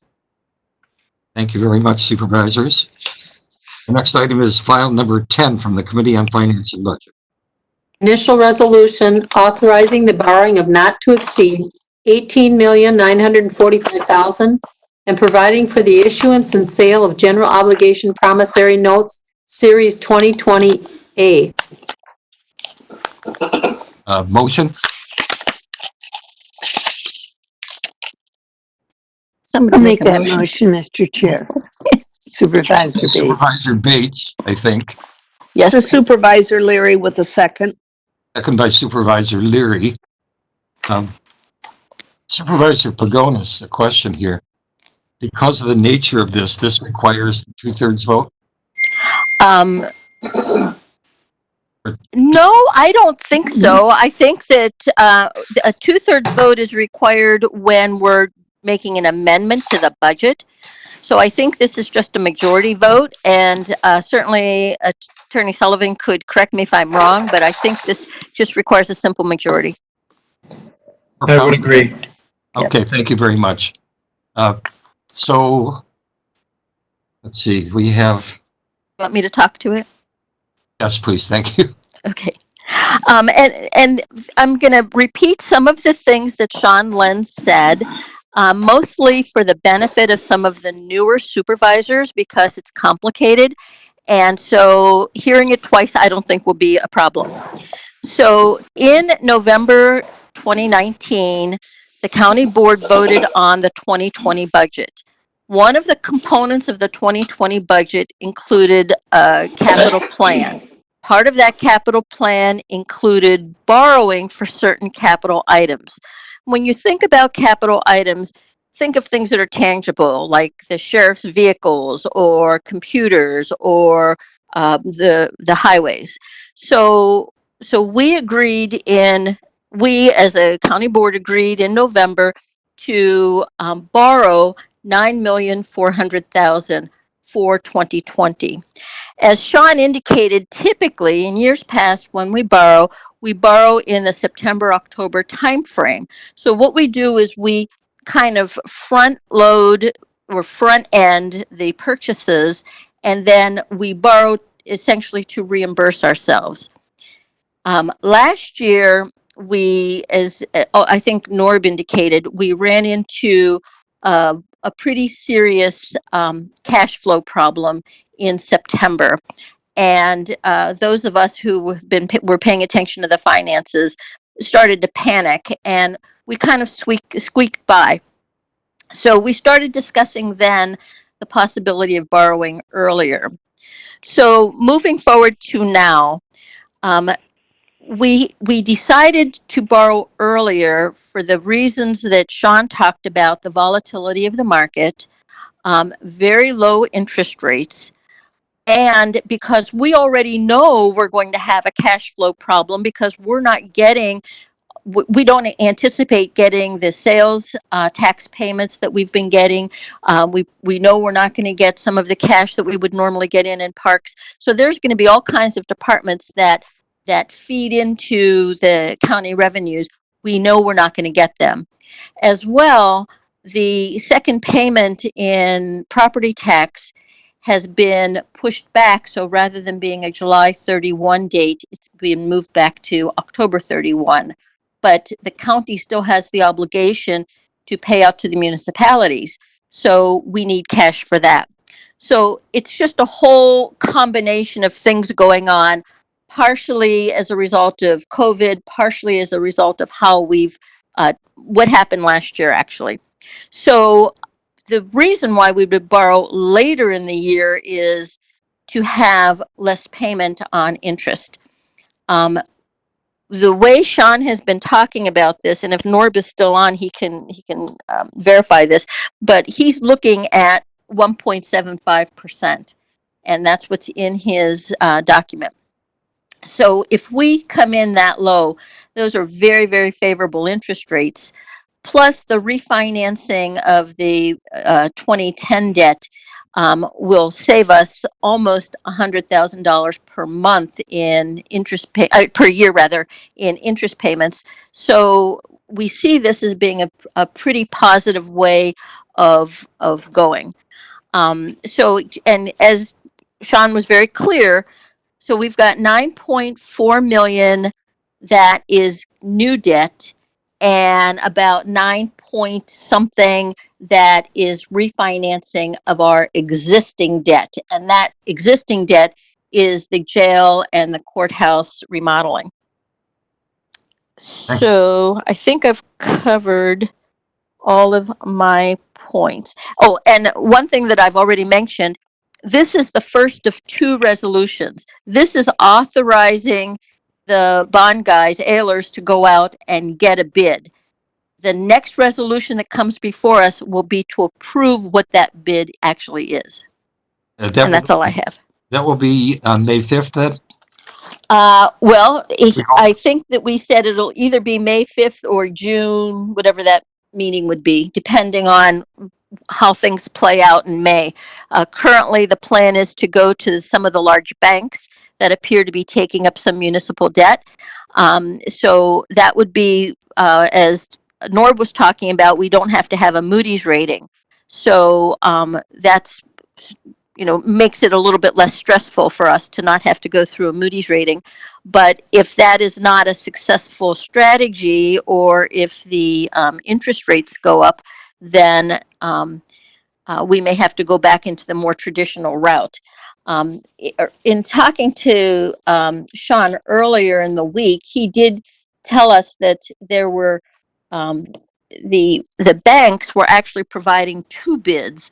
One that was just a flat bid for the entirety, the length of a fixed rate for the length of the bond, or a different rate if we wanted a prepayment date. So these are all things that they're going to consider, and he'll probably discuss with us. Thank you. I don't take that as your support for the resolution. What do you mean? That you're supporting the resolution. Of course I'm supporting the resolution. Just checking. Okay. Well, we need to borrow for 2020. So this is part of our standard 2020 borrowing. It's just we're doing it a little earlier. Yeah, for our benefit. Okay. Yes. Are there any other questions or comments? Schneider, question.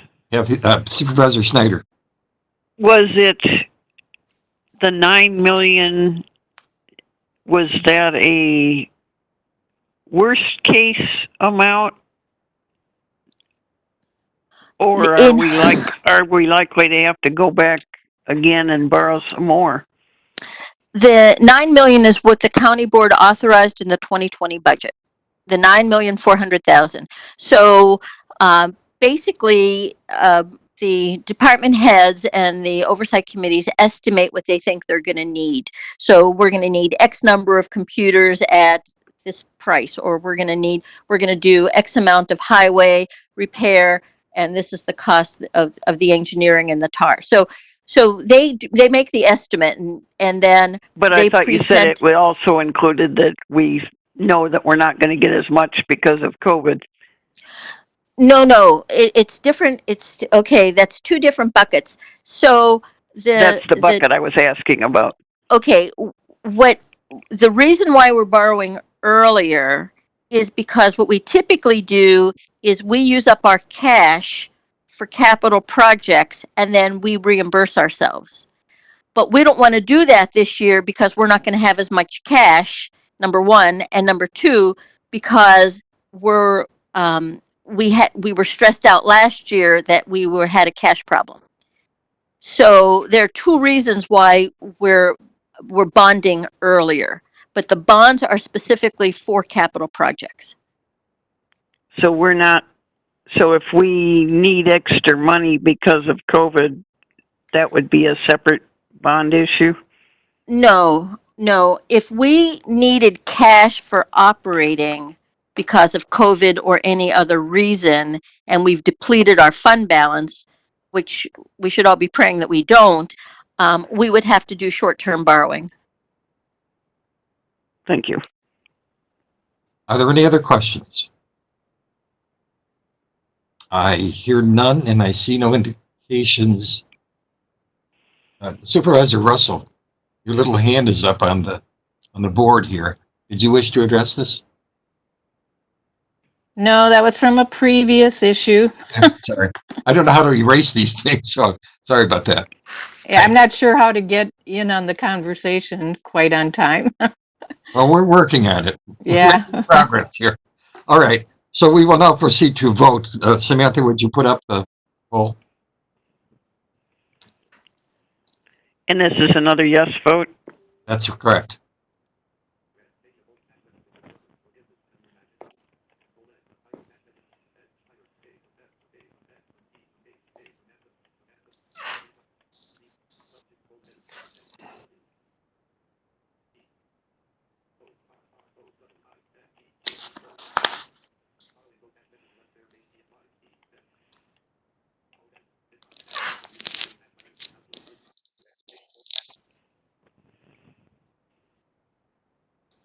While we're waiting for the vote, 2 points of information for supervisors. First, the Committee on Committees, which is the 3 officers you've just elected, will be meeting tomorrow at 1 o'clock, and we will make every effort to draw up the list of appointments to the committees and communicate with the board ASAP, because these committees will have to hit the ground running. The second point of information is regarding the vacant seat. And I'm repeating what I said earlier. We're going to follow our standard procedure. I'm directing the administrative assistant to publish the public notice, and we'll figure out the deadline for applications and then review and so on. I expect it to be before the board either in the next meeting or the following meeting. So either the 5th or the 19th of May. Samantha, do we have a result? We do 27 yeses, 0 nos. Okay. The resolution passes. Supervisors, thank you very much. We have reached the end of our agenda. The meeting is now adjourned. Good night, everyone.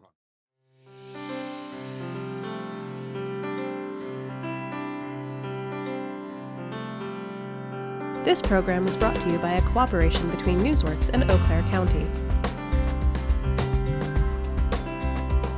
Newsworks is made possible by continuing community support.